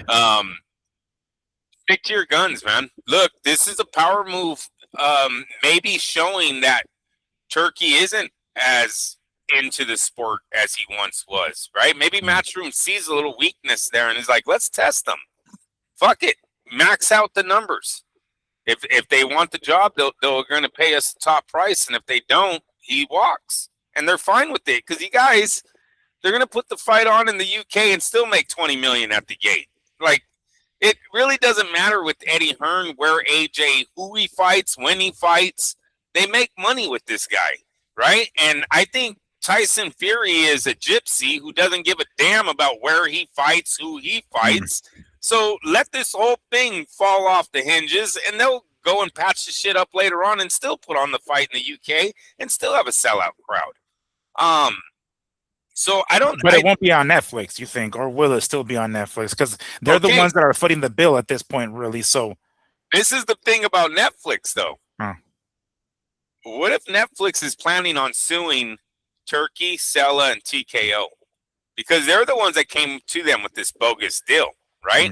And you seen Eddie saying, why don't I sue you guys for acting like you were, sue Sella, Dana, Turkey, and them, for pretending you were promoting a fighter that you don't even have under contract, right? What if Netflix is thinking the same thing at this point? That's why they ran that commercial, bro. Yeah. They had Turkey might have been, someone might have been on their side like, hey, who the fuck told you guys to run the commercial? They're like, hey, well, we signed this contract a few months ago. When you guys are on the hook to produce the fight, not us, right? We gave you the money. You said you had the fighters, so we're running our fucking commercial. I'll see you at whatever date they want it. And if you're not there, you're going to be talking to our lawyers. That's false advertising, right? So, dude, don't be surprised if Netflix is building a case for themselves to... How much is that dude worth? Billions of dollars, right? How much TKO worth? Billions of dollars? Oh, yeah. Yes. We'll see you in court, right? And they'll have it, too, because it's just like Turkey and that De La Hoya Ryan thing. The dude literally... buys his next fight, but doesn't realize that you have to have it on the zone in the contract. I'm not trying to deny you. Turkey seems like a very successful man, way more successful than me. But come on, this is like grade school shit here. Like, are you reading the shit that you're signing? Because this has happened twice now. Yeah. You know what I mean? And you're is your lawyer reading it? Like, I'm sure you can afford a sick-ass fucking lawyer to go over the damn contract. Do we need I don't want to get racist, Miguel, but do we need a translator in the room? Like, does it need to be? What's the language? I mean, what is Arab? How do you write that? Don't ask me. Does it have to be in that? Does the document have to be in that? Is what I'm trying to get to here. Earpieces that the UN listens to. When they hear the president talking, they all have it in their ear at their own dad. Maybe that's what Turkey and his lawyers need, bro. But this is twice now that you signed a contract, and inside the contract, there's a big fucking roadblock there for your little plans, right? Connor and Ryan literally had to get shown on DAZN when you guys said it wasn't. Globally, I thought it was going to be on this other station. And then freaking, and now with this one, and dude, I'm telling you, I don't know why Netflix ran that commercial besides the fact that they're building it up for a lawsuit. And I don't think it goes to Matchroom. I think that lawsuit goes to Turkey and Sella. Do you think there's a possibility that this sours things with Netflix? Like, this is Netflix saying, see, this is why we don't deal with fucking boxing. Yeah, we had the Jake Paul fights, and yeah, they did big numbers, but those numbers are only so much. These headaches are not worth the fucking numbers we could potentially get. Could this possibly fuck things up with Netflix and boxing? For a little bit, but their numbers are too big, dude. Yeah, the MMA wasn't Okay. even close to boxing numbers, bro. There's only one king Mm. right now, and that's Canelo, and that's AJ. I can't even say Crawford because I don't even know if Crawford brought in. I mean, we've seen what Canelo's making on his next fight, right? What did they say? 41, 47 million? Oh There's no yeah, one yeah, in yeah. there's no one in the game making money like that. And his numbers were in the 40 millions. And freaking AJ was in 100 million and then 40 million. I think Netflix is very interested in those numbers. I think Netflix, look, we even heard Netflix wanted to do, we just talked about it 2 weeks ago. They were trying to do a documentary on AJ, right? They tried to get Garcia. Now that documentary probably still got filmed. I'm sure that it's still going to come out. So no, I think they're going to be willing to give boxing another shot. What I think might be happening though, dude, is Turkey's getting a little bit of a learning lesson here coming into this sport, thinking he's just going to write checks and fucking people are going to fall into line and everyone's going to, just do what as he says, like probably one of his maids and workers and all that shit that he has over there, right? Well, it did for a little bit at first, not anymore so much, but it did a little bit at first. He showed his true colors too fast, and I said that from the beginning. Yeah. He showed his hand way fucking early. Yeah, he should have played friend for at least 5 years, but I think that might have got sped up when maybe he started having the doctor visits, right? Now all of a sudden, we don't have a 5-year plan, unfortunately. Yeah. There's another portion of this paragraph, or another paragraph I want to talk about here real quick. Oh, dude. It says, wait, I got to bring up sure. That Dana White video of him talking about it not being signed again has got to be one of the most weird interactions Dana's ever had with the media. I mean, his face is, bro, I mean, it's all coming undone for this man. He doesn't know shit. He doesn't know where the fight's at. He doesn't know if it's taking place. And the media is just pounding him with questions. And he's just like, I don't know. I told you guys. I don't know. Call him. Call that guy. It's like, well, I guess if he says it's made, then it's made, huh? Yeah, like, dude, you're supposed to know. We're asking you. That's the reason we're asking you, because you're the one supposed to know, because you told us you knew. Yeah. Eddie Hearn, even in the what rules that he's looking for to make the fight, one of them is Zuffa can't be a promoter. Yeah. And apparently he's like, why should I let you motherfuckers get in? Like, why? You know that's going to be told to Dana the next time they have him on stage. So what about saying you're not the promoter? Yeah. Dana's like, fuck you. And Eddie Hearn saying that you're basically asking to be part of this? Is that right? Yeah, that was a bad one for Dana. He doesn't have the same pool that he had over there. You clearly see that in some of these recent videos. Yeah, and he literally thought he was gonna have that same pool. I'm not even sure him and Turkey are on the same page anymore. I haven't seen too many visits with them two in the same room recently. Right. No recent pictures of them. None of that shit, huh? No. So just one more paragraph from this particular article here. Joshua and Fury signed separate contracts for the fight earlier this year, but only Joshua's deal included a demand over the venue. He believes hosting the biggest fight in British history in America will damage his legacy, but he is now ready to relent in order to bring an end to this decade-long feud with rival Fury. If Joshua's demands are met, most likely more money, an official announcement could follow next week. And this article is from today, the 20th, or maybe yesterday, the 19th, but a few days. So there's a possibility that we might actually get whatever Joshua wants. And if it isn't the venue, it's because there's an additional zero added to that fucking check. That's right. And hopefully, Eddie Hearn and them don't make it too outrageous to where like, no, add 3 more fucking zeros. And it's like, oh man, now we're not going to definitely make this fucking fight. Hopefully we get it done. Really more so for them. I know we want to see it too. I get it. But if it doesn't happen, I don't think it goes down as like something that the U.S. necessarily missed out on. I think it's more the British and UK fans. Dude, what was I just about to say? If it does get made, I mean, it's damn near a matchroom fight. It's his guy on the co-main event. It's them paying for the Paranga fight. Eddie's not even coming out the pocket for Paranga's fight now. You know what I mean? And he makes off of AJ because he's AJ's promoter, so they're paying Eddie too. And then he gets this fight basically paid for him while it's all Matchroom that's going to be blasted everywhere. It's a very much a win-win for Eddie Hearn. And the fact that there's a clock ticking on TKO right now.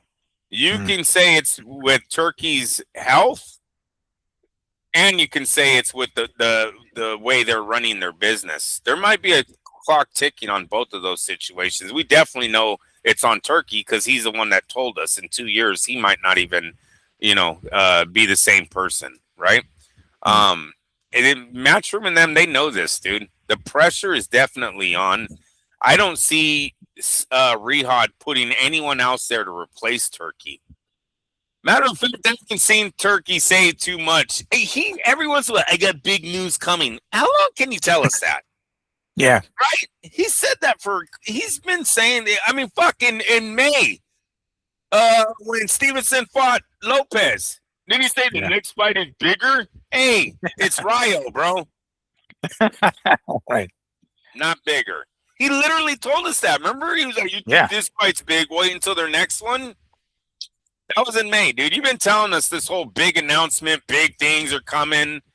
I hate leaving them on, but, January is not too far around the corner. I'm already seeing fucking Halloween and Christmas, dude, on my TV. I got mad when I seen Christmas the other day. I was like, dude, I could have swore we just got over Christmas, and now it's back. And my AC breaks. No, I'm just kidding. That was only 100. Right. Like, Merry Christmas, guys. We got a new AC. Yay, Dad. And that's what you got. Yeah, that's what you got. It's like, this one's so cold it blows out snowflakes with snow in it. Fucking California up in this bitch. Whether or not the fight goes down or not, it's still up in the air. But it seems as though somebody decided to release the potential undercard for it. So that obviously is an indication that we might get it. Matchroom reportedly looking to make the undercard. This is what they're attempting to do. Bam Rodriguez against Christian Medina. Yes, that's the guy that they call Chispa, another champion at 118 pounds that they were planning to make a unification. What's up? Is he Mexican, Puerto Rican? What is nationality? He is Mexican. I don't know if he was born in Mexico or not, but he is a Mexican descent. Yeah. Huge fight if he was Puerto Rican. I was like, damn, Matchroom's getting that one right. But go ahead, my bad. Yeah. Sorry.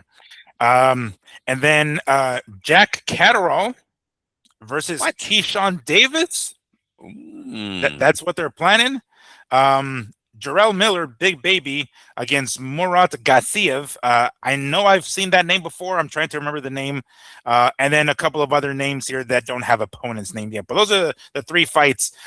Big Baby Miller. I know I've seen this Murat guy. I know it. I have seen it. But anyway, Catterall and Davis, Bam Rodriguez and Christian Medina.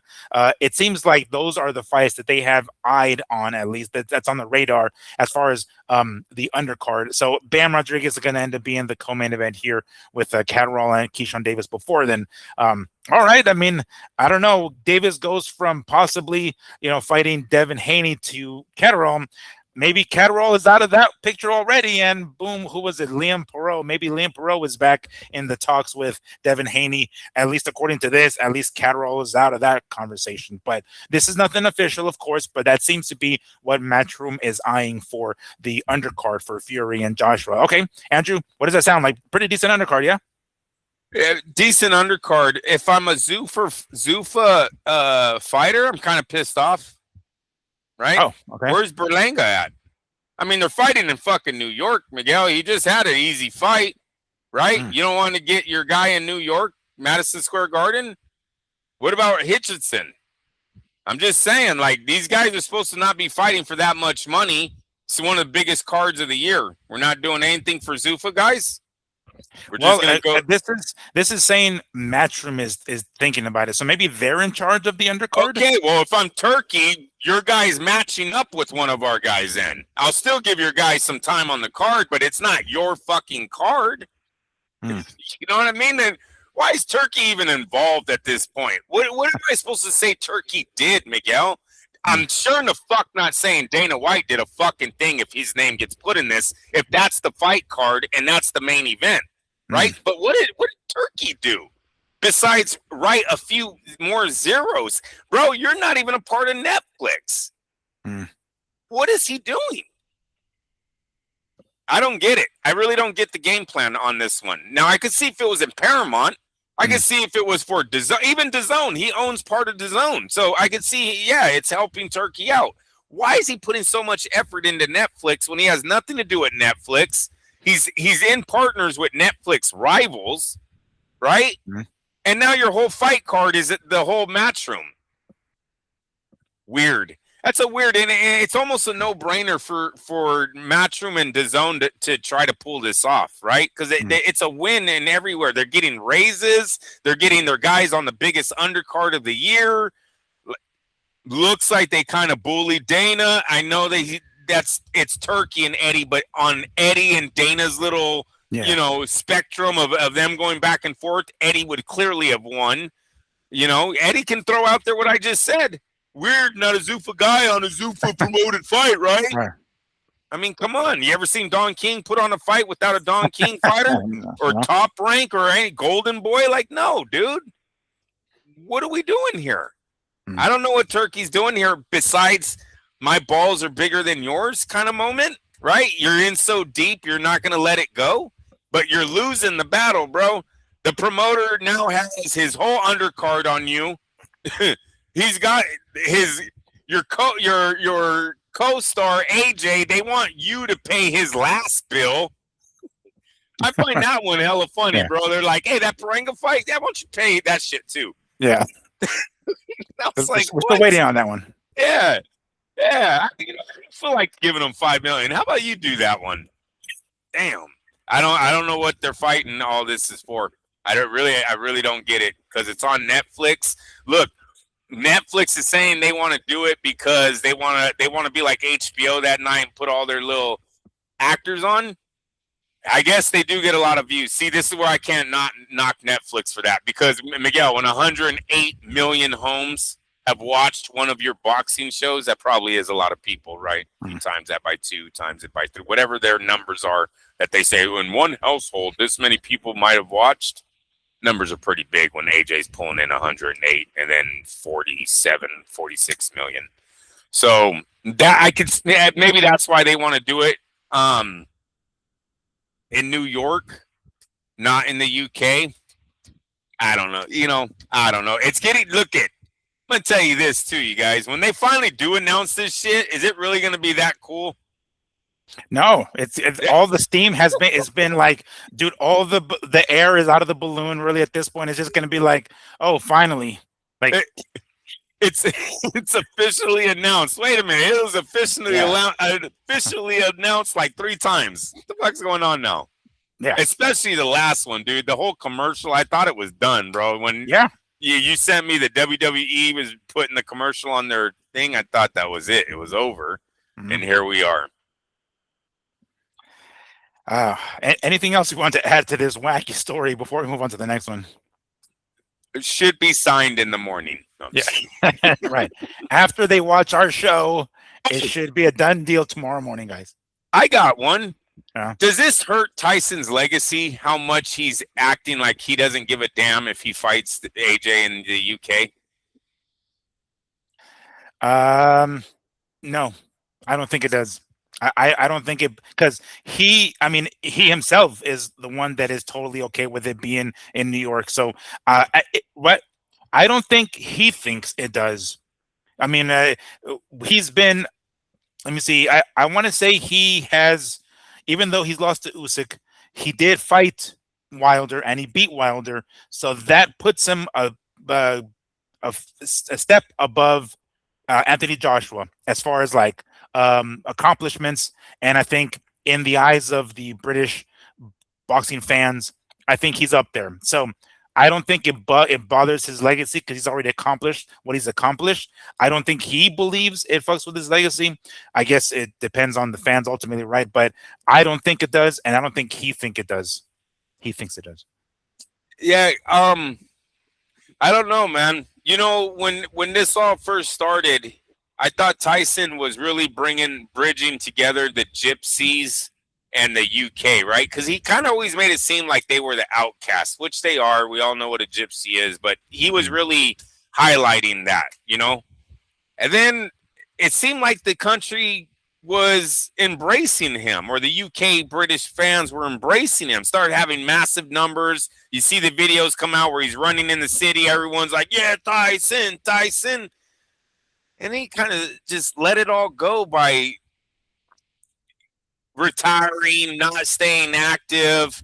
The American, remember when we wore all the American shit? That one, he started going all, oh, I'm moving to America, I'm doing this. And now he doubles down with this one where he's acting as if what could have possibly been the biggest British heavyweight fight ever to be made.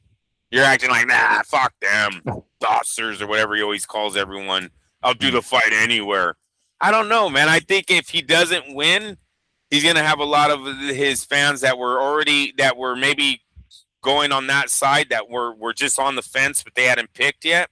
I think they're going to come back to the other side of the fence going, oh, fuck that dude. He didn't even want to bring the biggest fight to our country. You know, over here acting like he's the man of everywhere. Well, fuck him. Let him go be the man of everywhere then. I think it hurts him. I really do. And because he was barely being liked already. You know what I'm saying? Then you go and do this, and AJ's like, no, I'm fucking UK all the way. I want this fight here, yada, yada, yada. Yeah, it's going to be, we'll see how that one plays out. But I don't know why Tyson's doing this when it seemed like he was really bridging the Gypsies, and maybe they asked him not to do it. Maybe they like being outcasts. I don't know. You know what I'm saying? You never know, eh? Right now, we can't attach ourselves to any one particular country for too long. That's right. That's right. So, all right, that's all I had. I gave you your one thing. Well, that's why I like to ask you one more time before we move on. All right, so our good friend Floyd Money Mayweather Jr. is back in the news. It seems as though we might get, or should get, I should say, Floyd Mayweather Jr. versus Mike Tyson. Now, that in and of itself isn't necessarily huge per se, but it's really more so that it looks like they're trying to get it done before the end of the year. Let me go ahead and pull up this article here from Fight Sports TV. Mike Tyson versus Floyd Mayweather Jr. is on. Oh, is it now? And then it goes on to say the highly anticipated fight between legends Iron Mike Tyson and Floyd Mayweather Jr. has been pushed to the fall due to Tyson's current recovering from a broken hand. So this was from a few months back, but this is what they're saying. At least the last updated was relatively recent. Although many news outlets report that the fight between the two boxing icons was scheduled for April, that was never the official date. Instead, the mega fight was said to take place on May 30th. However, it has not been pushed back, of course. So, according to this article here, we're going to get this fight before the end of the year, at least from what they're saying here, in the fall. Now, again, the fact that these guys are going to fight isn't necessarily the breaking news per se. As I understand it, Floyd Mayweather received some advances for this fight here, and I think the Manny Pacquiao fight as well. So he is kind of obligated to do this now. He kind of has to go through with this. But I mean, the fact that I'm seeing this here is going to happen in the fall. Andrew, let me go ahead and hear your 2 cents on this. Number one, are you surprised that we're going to get this fight in general? And number two, do you think we're really going to get it in before the end of the year? I'm having more fun looking at the MVP weigh-ins today. Dude, Jake really went hard on it. He told them girls to dress it up today. Damn. But anyways, dude, fucking, you know what? Floyd Mayweather's about to be put on the Devin Haney list, dude. I don't want to talk about him anymore. There's a whole bunch of he might do this and he might do that. I don't think people give two shits about Floyd versus Mike Tyson. It's such an absurd match, bro.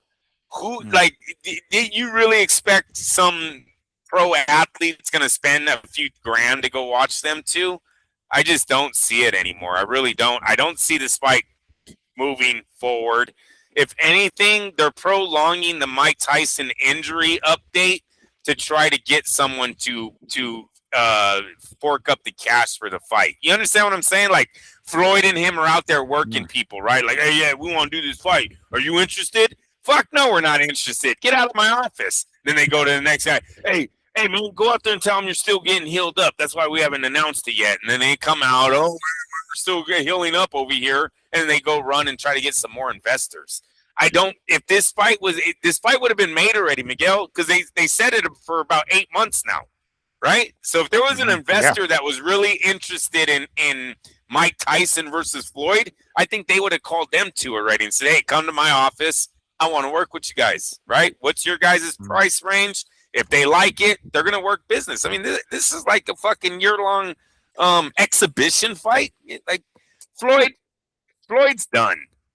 Floyd is literally done. The next time we see Floyd, you guys, it's going to be one of the saddest stories, most likely. It's going to be him fighting for $1 million. Or like I told you guys a few months ago, these fucking promoters are going to find out how much he's in debt, and they're going to start offering to take off some of his bills. That's going to be his payout. That $8 million that you owe the government, we'll pay that off. But that's all you're going to make. And he's going to have to get in the ring for it because that's going to be the only way he's going to be able to pay off this debt if he wants to save any of his money, right? Because everyone's like, oh, no, he'll be rich with $100 million.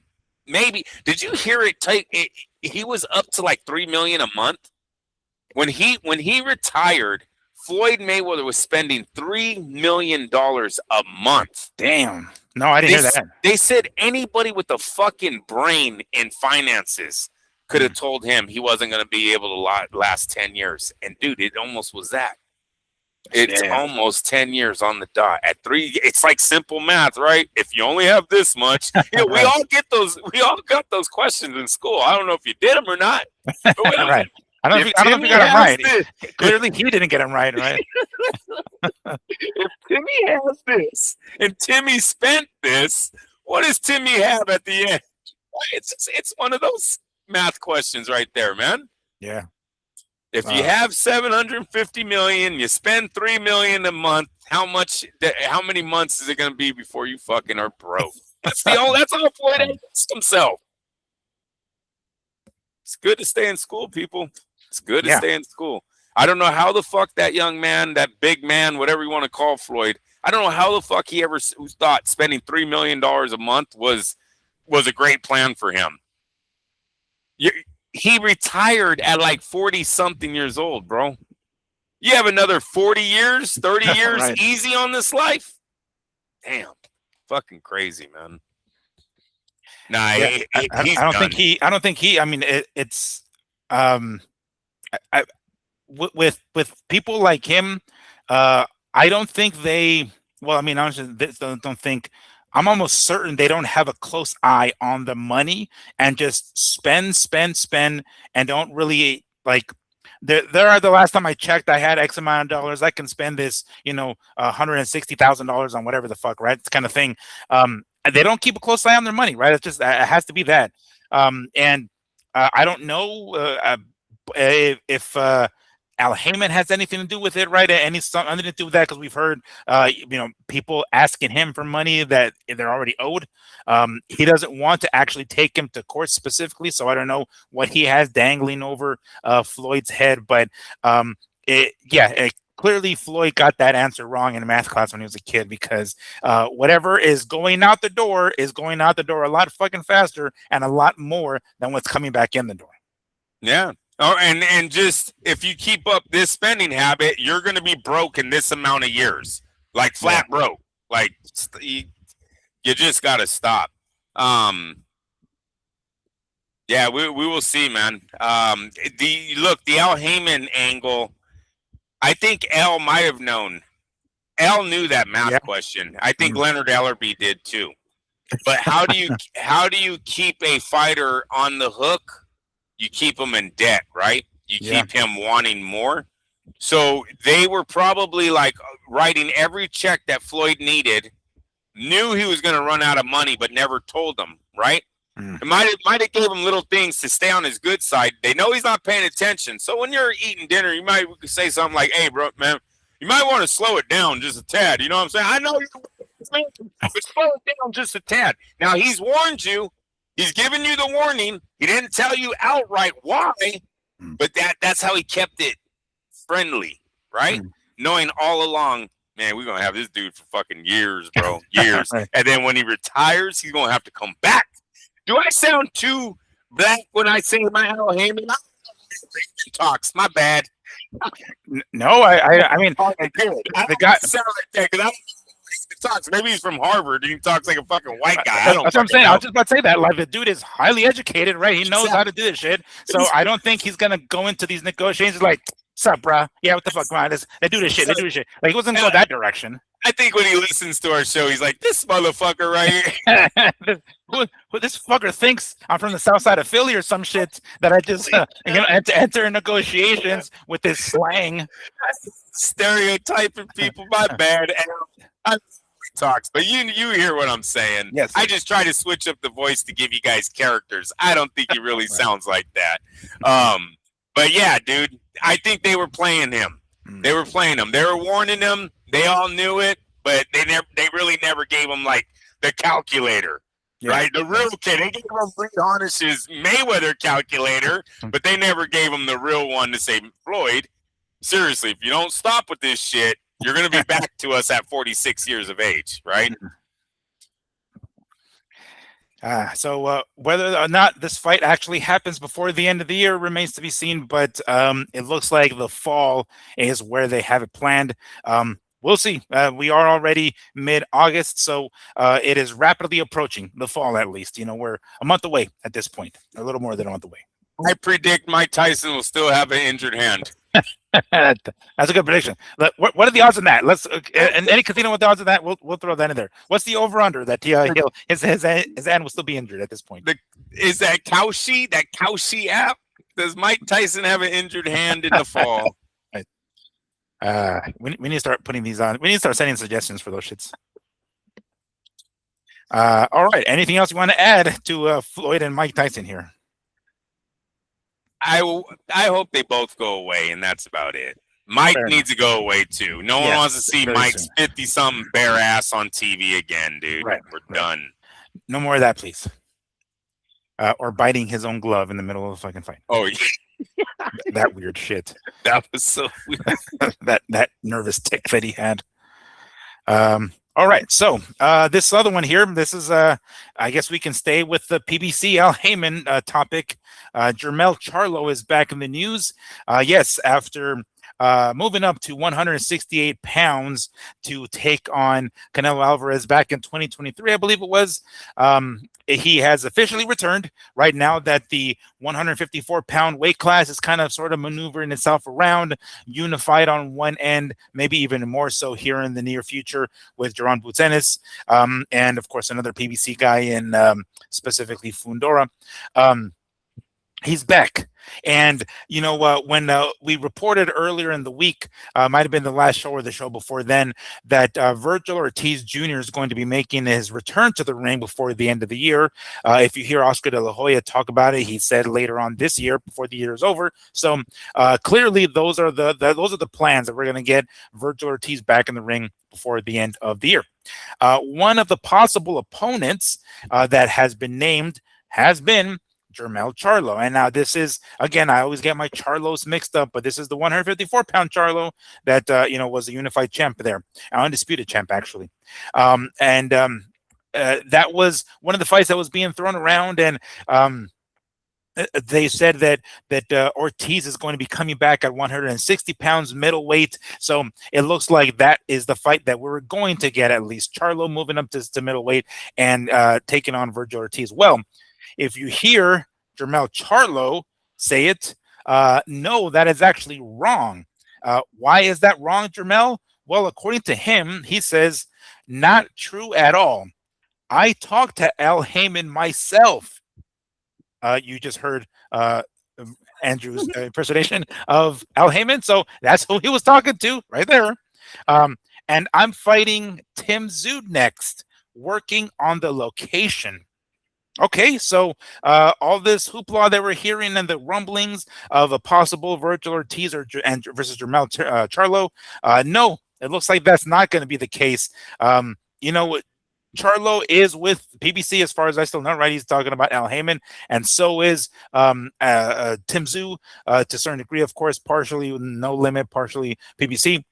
So that seems to be the no-brainer. They're going to be able to make that one a little bit easier than having to work with Oscar De La Hoya and Golden Boy and making that fight with Virgil Ortiz. And we all know PBC is kind of notorious for trying to do pure in-house fights, so that seems to be more likely the fight that we're going to get. All right, so Andrew, yeah, we want to see Virgil Ortiz back in the ring, and we want to see him against the top dudes.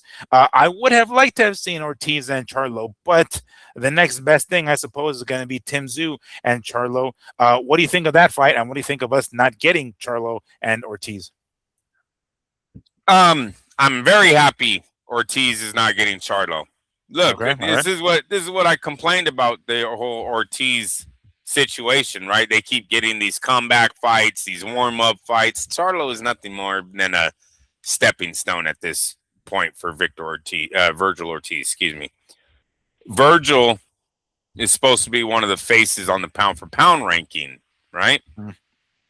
Tszyu is not one of the faces on the pound-for-pound ranking. A much better fight, Charlo and Tszyu. It's winnable for both guys. It's going to be a war.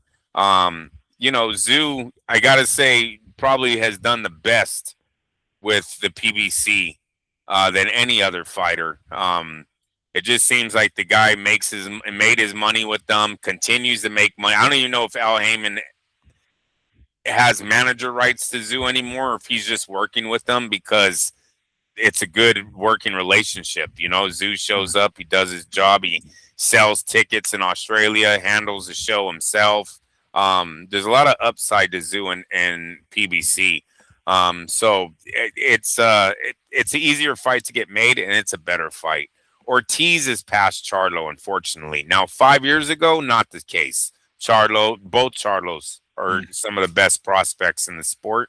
Today, that's not the case. Today, these guys are has-beens, if they ever was, you know, anything there. Because really, in my opinion, they never got out of the prospect era of boxing, right? I don't give a shit. You give them a belt. Even with those belts that they got, I mean, maybe not the heavier one, but the one that was undisputed at 154. I mean, that's something, right? No, they had a bullshit league at that time. The junior middleweight division had no hitters. None of those guys came out to be all-time legends. The guys he took the straps from. The 154 division right now is way more packed than it was back then. You know, these guys were bouncing titles around off each other. So no. I don't think either of them. Now, they're not saying they're not going to get into the hall. Everybody gets into the hall. They want a belt, they might get into the hall. So I'm not saying that. But I'm saying as far as like kids remembering them 20 years from now and being like, oh, remember when I want to see Charlo and Terry Norris fight. No one's going to be saying these type of dream matches. Yeah. You know what I'm saying? So they never even got put in with like a Trinidad. Fernando Vargas. Have you ever seen anyone do a story on Charlo versus the other legends? And I'm talking about both of them. No, because they never made it there. You know what I'm saying? They just did it for who they do it for? Stevenson, and they did it for another kid. The Ring magazine released one of those him versus the all-time greats kind of thing. They do it usually when you have that win that puts you up there, right? Oh, it might have been Terrence Crawford.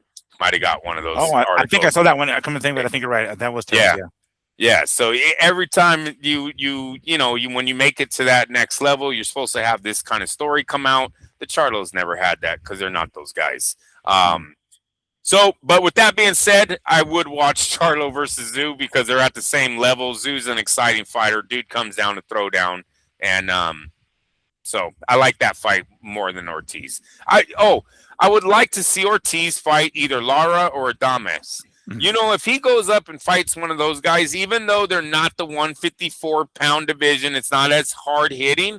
At least he went up and fought a champ immediately, gets himself a title, then unify, then wait for the rest of the 154 division to grow up and meet you up there. If they go that route, I'm not really going to knock it. Yes, it sucks that this is his, third division, and he hasn't had a significant win, but at least get started somewhere. And like I told you guys last week, I'm going Carlos Adames first. I'm really trying to take out the hardest hitter in the division to lighten the load before Fondura and fucking Boots and maybe Zayas come up to meet me. So I want to see him take a belt immediately. Yeah, I gotcha. So between Tszyu and Charlo, then who do you think would be a favorite going into it? Like, who do you think will come out? Because you mentioned it's a winnable fight for both. Charlo is not Spence. It's not like he's that same kind of fucked up kind of guy. And even Spence was able to land on Tszyu, and maybe kind of stunned him momentarily. It didn't look like he had that kind of power to fuck him up much. But he's not Spence. So how do you see that one going? I want to lean on Charlo, but unfortunately, I think I'm leaning on the Charlo of the past. I don't know where he is right now, right? We haven't seen him fight this level of competition in a while. So I guess I go off of Tszyu. I'm going to lean towards Tszyu as activity, especially if this fight is in Australia. They've got that whole thing in play. So I'm going to lean towards Tszyu, maybe beating an American straight up, dude. Yeah. That's going to change. Well, I mean, he's beat 2 Americans back to back, right? I mean, he's going to. If he does beat him, I'm saying. It's like poor Spence. I think Spence was blind, dude. I really think that. I hope that this shit doesn't happen. Like, let's say, for the sake of argument, this fight goes through and we get Charlo and Tszyu, and then Tszyu ends up winning a diminished Charlo. Charlo's been out of the ring for 3 or 5 or many years at this point, and then afterwards he's like, yeah, I'm calling it quits. Like, fuck you too, dude. Like, damn it, man, you're just totally like you're killing us here, man. What the hell? You're killing me, Smalls, with this shit. Right. I know. I watched the highlights the other day of yesterday, 2 days ago of Tszyu and Spence came on my feed.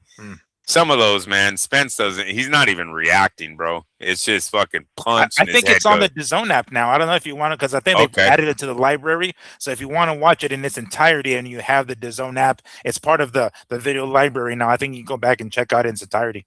Yeah, it's it wasn't a good ending for Spence. I know why he retired immediately after. Right. Okay. Anything else you want to add to Charlo versus Tszyu, possibly? No, sir. All right. So we hit the last topic of our show here, and before we get too far into it and make the show longer than it should be, this is Ryan Garcia. As I said at the beginning of the show, I try to give this young man as much of the benefit of the doubt as I can. I know he's sort of the face of the sport right now, and he gets a lot of eyes on him, and his personality is very social media like. He gets the likes, he gets the views because of the charisma that he has. But I saw some of his recent posts on social media. One in particular that he was with a couple of girls, and part of his, I guess, his posts or part of his reels is where somebody else puts on one of those like body pads and takes like a body shot from him, and he cracks him with a left hook or whatever the fuck it is, right? And the girl was very like, we're doing what? Like very uneasy about it, but he was trying to play it off like, oh, I won't go that hard. I won't go that hard. That was one. At another point, the same 2 girls, one of the, I think it was the other one, they were walking down the street, and she was asking him about his heritage and his ethnicity, and he was like, "Oh yeah, Mexican, for sure." And then the girl was like, "But you're not. Your dad was born in Mexico, right?" Like, no, he was born in Chicago. Okay, all right. And then he was like, "I'm more like La Raza." And I don't know what the shit he was trying to say there. I'm not precisely sure what he's referring to there. Both me and Andrew are Latinos of Mexican descent. We understand the phrase La Raza basically is just the translation of the race, our ethnicity. That's all it is. I'm saying? I do that often when I go to, festivals, and I'm like, oh, there's a lot of Latinas here. I'm like, damn, there's a lot of raza here. Holy shit. That means there's a lot of Mexicans there, right? There's a lot of Latinos. That's pretty much what that means. I don't know what the shit he was trying to say. Maybe he meant to say something else, like, you know, the phrase Chicanos, right? We heard that a lot, you know, when you're first generation American, when your parents are born in Mexico, but you were born in the United States. I've heard that phrase. Is that what he was trying to say? And he accidentally said La Raza. It was just weird as shit. And just those two clips, man, I don't know. Those did a lot more damage, I think, for his persona than I think really helped him. It just looked bad. And Andrew, you sent me this video, and you're like, dude, you tell me, what is he talking about? Because I don't fucking get it. I didn't get it, frankly, either. But Andrew, you have some 2 cents to add to this, please. Yeah, I mean, seriously, the more I watch Ryan Garcia on these clips that he puts out, the less I like the kid. He just seems totally fake, right? He's a guy that will say yes to anything that's hot, right? Act like he's been a part of this shit, outbuild it. Once again, have we ever seen him help any kids since becoming this millionaire? I don't even see him talking about Jesus anymore since winning that title, right? He's even has he not mentioned it at the press conference or anything? I'm trying to remember if he brings it up at all, or at least recently with the Conor Ben press conferences. Just not as hard as he used to be. Okay, right. Okay. That just seems to have totally went away. So it's not the end thing anymore. It's not the end thing. That little trend just went away real fast. Yeah, and I kind of feel bad for him because it's a young man who's desperately trying to act as if he's from Mexico himself, right? He's Mexican and not American. And I just feel bad. Like, what is it mentally? Because I think it's starting to become a mental thing with him. What does he do when he's reading these comments? And he's got thousands of people fucking, like, not even putting them in his place, Miguel. They're just stating facts, right? Like, dude. Yeah. You're fucking American. Like, nobody over here thinks of you as a Mexican from Mexico, bro. Stop saying that. Like, what does that really do to him inside of his head? Does it hurt his feelings? Because I would say it does. When you hear someone who's trying so hard to be connected to something and they constantly are like, bro, step back, go over there, go hang out over there. It's gotta hurt his feelings. The girls seem like they wanted nothing to do with him. He seemed like, you know what, he seems like he's still stuck in the high school boy mental state, right? Like that he was trying to say every Spanish word he could think of, and La Raza was just one of them. He's like, all right, this is gonna make me look Mexican right here. Yeah, I'm from La Raza. And the girl, what? Oh, fuck. Okay. What's my next word I can use? I really think he was gonna go back into his back pocket of words like "chupa me pito," you know, back to that shit. Yes, that he was bro. Dude, when they ordered food, he was probably saying like "si" and "que," and they're like, just that word. I just know that one. Onions, please. Onions. Yeah, it's like light on the hot sauce, just a little bit lighter, right? It's a little too much for me. Sorry, a little too much for me. Go light on that, please. Not green salsa red. Actually, just none. Come to think about it, just none. Would you like the jalapenos on the side? Like, no, I'll pass. I'll pass on that. Thank you, though. Oh boy. Chili, extra sour cream, please. Yeah. It's like you crema, you have the crema. Like, no, just sour cream stuff, like the dollop stuff, you know, a dollop, like the commercial. Dude, it's pretty bad with Ryan. Didn't have to be all this way. It really didn't. None of them have to do all this. They're trying way too hard. You know what I'm saying? They just be yourself, and I think the people would follow you anyways, right? You have the name, you have the look. Just had to be yourself. And these guys go off, and they're trying to be something they're absolutely not. Vargas brothers are gonna fall into the same shit if they don't let it go. Yeah. Two totally American. And another thing is, you guys look and act totally American. I don't even look at Ryan Garcia and the Vargas and go, I wonder. Huh. Right? Like, they could play it off pretty good. No, you don't, dude. You guys all look fucking American. You act American. You talk American. The Vargas brothers at least have a darker complexion, right? Like, at least Emiliano. Like, they look it, right? Yeah, like, you would look at him and be like, all right, these guys better know how to speak Spanish shit. Bro, you do know that a good portion of America was Mexico back in the day. We don't even know if these bloodlines have crossed over any lines, dude. Right.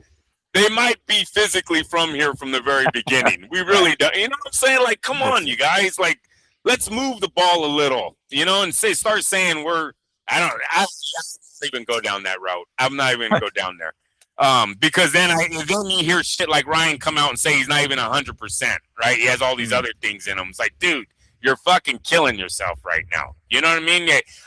Unfortunately, I think he's gonna lose more fans in this Conor Ben fight because of this situation than he is actually in the fight. I really do. Mexicans, they don't put up. You see it in the chat room, dude. They don't put up with fake shit like this. And Ryan seems totally fake, bro. You seem you're playing a role right now, and unfortunately, it looked pretty bad when you put out. I'm more La Raza. Huh? What? What's that mean? I wish one of the girls would have been like, "What does that mean?" Yeah, you know what I mean. Any of our listeners, if you let us know, please, because I have a completely different definition what the shit that is. So if you know what Ryan Garcia is referring to here, by all means, enlighten us, because I want to know whatever this new hip shit is, if that is a thing, if that is even a thing. I told Miguel, he went into the bag of like, shit, what words can I pronounce? Oh yeah, boom, this is what it is. I think that's what it came down to. I think if we watched more of that day, he was dropping every single word that he knew, bro, whenever he could. But with that being said, it doesn't mean he's going to lose the fight. He's just going to lose some fans. He looks fake. Ryan looks fake. Look, another thing I noticed, why was he doing all this shit, bro? Did you notice that? Flexing in front. He was flexing in front of these girls when he has a wife and kid that he talks about on a regular basis. Now, I don't know if they're divorced. I don't know if they're going through a divorce because they seem to be rocky. But I know every once in a while there's like straight videos of him proclaiming his love to her. She's still sitting next to him. But then a week later, you're putting out a video where you're clearly hitting on one of the girls in that video, right? Yeah. I'm not going to say which one, but the body language clearly shows that you were interested in one of the girls in that video. What a shame that his wife has to fucking sit there and watch the competition of these younger girls and her. And his wife's pretty too. It's not like the competition's that big, but she's already seen her husband going after younger girls, right? And it's like, he's just douchey. The dude is so douchey. He's you're a American high school varsity quarterback somewhere in America. That's what you remind me of. Just that douchey little quarterback, dude. But no, I don't think you're La Raza at all. Fucking Ryan Garcia. Fucking Ryan. Okay? No, right. Ryan? Yes. What's Ryan in Spanish?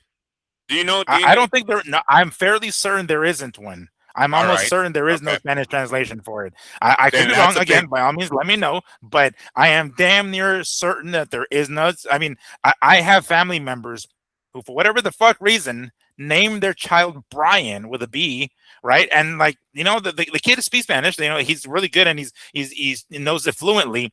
But when they call him from the room, like, oh yeah, Brian. They give him that. Like, why? What the fuck would you give him that name?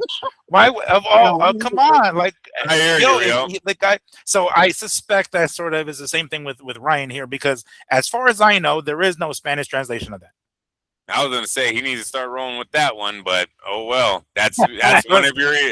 Yeah, what if we make one up? What if we make up like Ramon Garcia or some shit like that? I don't know. Like, oh yeah. I was gonna say Rolando, but obviously we can't because of Romero. So I figured he's gonna go one of those, like, oh yeah, but on the streets, La Raza, they call me Raimundo or some shit. I don't know, so one of those kind of things. I don't know. But yeah, maybe he should try to get a better nickname, not King Rye or something. Somebody should fuck with them and be like, "Hey, bro, you know what your name is in Spanish, right?" Just give him a fake ass name and see him run with it on the social media. Some super like Mexican name like Ranulfo or some made up shit like that. Like, yo, that's a translation. It means ray of sunshine. That's what that means, the literal translation. So please, you should start going by that. Hey, yeah, Mexican American. Yeah. Oh my boy, parents showed me that movie. Yeah, that's funny. Oh, one of them. It was just one of them. But one of the movies or one of the grandparents. One of the movies. Oh, gotcha. Okay. Boy. Oh, Ryan, what are we gonna do with you? Well, we'll see how everything transpires come the 12th of September against Conor Benn, which will also be here in Las Vegas. So, as always, I'm gonna try to make it down there to see whatever the shit I can get from those guys. But, Ryan, do yourself a favor and tone it down with these damn social media posts of your ethnicity, your heritage, whatever the fuck you call it. Whatever we're calling this. Yeah, whatever it is we're calling it, but tone it down because yeah. Oh man, wouldn't it be awesome if fucking Conor Benn comes out during like the weigh-ins and like the last press conference with like a Mexican flag or something like that? Just and then he spits out his fucking Spanish. Dude. Yeah. Oh my god, the fans, the Latino fans that would be in present for the weigh-ins, dude, their fucking jaws will be on the ground like, oh shit, this motherfucker knows what he's talking about. That would be badass. That would be badass if he can pull that off. Yeah. And I think it is going to get pulled off, and I think it is going to hurt Ryan Garcia mentally big time going into this because the kid is just stuck on wanting to attach himself so hard to there. If they start cheering for Conor Benn and Conor's talking to them in Spanish, they're talking back. Ryan doesn't know what the fuck's being said. Yeah. I wonder if anybody's going to interview him in Spanish. I don't know. That's what I I'm don't telling know you, dude. to what degree his conversational Spanish is, but if he can spit out a couple of answers like that, Connor, I'm talking about. I have to assume he can, right? Yeah. There's already videos of that. Oh, Miguel. shit. He already has videos where he went back and translated. What's the word when you go back and forth in Spanish? He already did that with the reporter. Conversation. There you go. Yep. Damn. So yeah, no, that's happened, dude. And I think if Conor's smart, he's gonna stick with that one on fight week. Not through the whole thing, but on fight week, I bring that back hard. I really do. Just say, I know you guys don't like this fake shit right here, and I'm not trying to be fake. I know, I just giving you respect or something like that. He's gonna get the whole crowd to cheer him on. Damn. And Connor, I know we know you're listening, so please take our advice because we drop a couple of awesome gems here, guys. Rolly got something. Yeah. Man, you should try to find Teofimo Senior. Is he senior? Yeah, right. Yeah. Senior. Try to find Lopez Senior, dude. Friday night. Right. See what he's doing, where he's doing on his free time after the weigh-ins. The pressure is so on, and they're in Vegas too, bro. Like, if the dad really has a problem, gambling, drinking, I don't know which one it is. If he has a problem partying, oh, it's going to be hurting on Friday for him. His son's going to be like, you better keep your ass in that fucking room, Dad. Right. Like, we're going to put a GPS on your fucking ass, and if you see you moving. I wonder if they need to remove mini bars. I'm not being a dick. I'm being real right now. I wonder if mini bars are removed out of the room that he stays in. Right? Damn. Take the shit out of the fridge. Like, no, we're gonna unload that fridge. You ain't having shit in there. Yeah, and you got curfew. I can't. This is the biggest fight of Lopez's life right now, and I know he's been in many of them, but currently this is the biggest fight of Lopez. He loses this, it's probably all done from here. Yeah, losing 2 in a row can be hard on his career. I don't know this coming back from that. No, and it can't be that your dad had a fucking episode in the room with the mini bar. Yeah. Oh man, have you seen that movie Flight? We're on the same page, baby. With Denzel Washington, they're gonna go up in there for the fucking fight date. He's gonna be faded in the tub, like with all those empty bottles around him. Like, fuck, who left the door open? John Goodman has to bring the Coke. Right? Wake his ass up. Like, get ready for the fight. Like, woo, time for the fight. That's exactly the movie I was thinking about. Good shit, bro. Yeah, set him up, knock him down. All right. Well, that should conclude everything we need to talk about. I'm going through my feed right now to see if anything else pops up as far as any sort of last-minute breaking news, anything like that. Nothing that I see. Anything popping up on your side, Andrew, besides more of these MVP weigh-in videos? Yeah, man. Is that fight this weekend? Yes, it's literally tomorrow. It is tomorrow, the 21st. Yeah. Okay. Oh, yeah. That's why the weigh-ins were today. Excellent promoting by these girls. This is what people want to see, and I don't mean just because they got dolled up, bro. Sure, you know what I'm saying? Excellent job of them girls putting themselves out there. Not too much, just enough. Look, he brought 4 of the biggest influencers on the women's side. Did you see that? No, he got a little. Yeah, I guess he got 4 of the biggest TikTokers on the girls to come out to this weigh-ins. They're interviewing them. I seen the girls. Oh yeah, you guys got to tune in. Blah blah blah. And well, that did great. Maybe they do get a lot of views from that. We need these people to say, come down to the weigh-ins. And then I want to see how many girls actually come down to the weigh-ins because the influencer told them. Because I think that's a problem that we have that we need to get back to, maybe connecting with the platforms that can actually drive a crowd by going, hey, we're here, we're doing this, come out, come see us, come show love to the fighters, and then people just come. And what I remember, Miguel, was radio stations used to hand out hella free shit, dude. Not only was it just fight tickets, but concert tickets would be involved with that, T-shirts, bumper stickers. Like, it was a bunch of shit that people were coming out to get. So hopefully, I would like to see the boxing put one more test to these influencers about, are you really driving crowds to these fights? And maybe views is all they want, but it's not a good look, dude, when you put on a major fight and you got, the family of the fighters out there supporting them and no one else. Very good point. All right, so we'll remain to see. Remains to be seen the results of this weekend's fight. We're going to be talking about it, of course, afterwards, and depending on how late the fight ends, hell, Andrew, we might record later on that same night. If it ends up being too late, obviously we'll do our usual Sunday show. I will do my best to see if I can make it down to the weigh-in. Since I'm going as a member of, as a spectator, I meant to say, not necessarily a member of media. Sometimes they don't let me in with my fucking recording stuff. So that's kind of the pros and cons of going down there as a spectator. You can go in there hella early, but sometimes they won't let you in with your shit. So we'll see what I can do.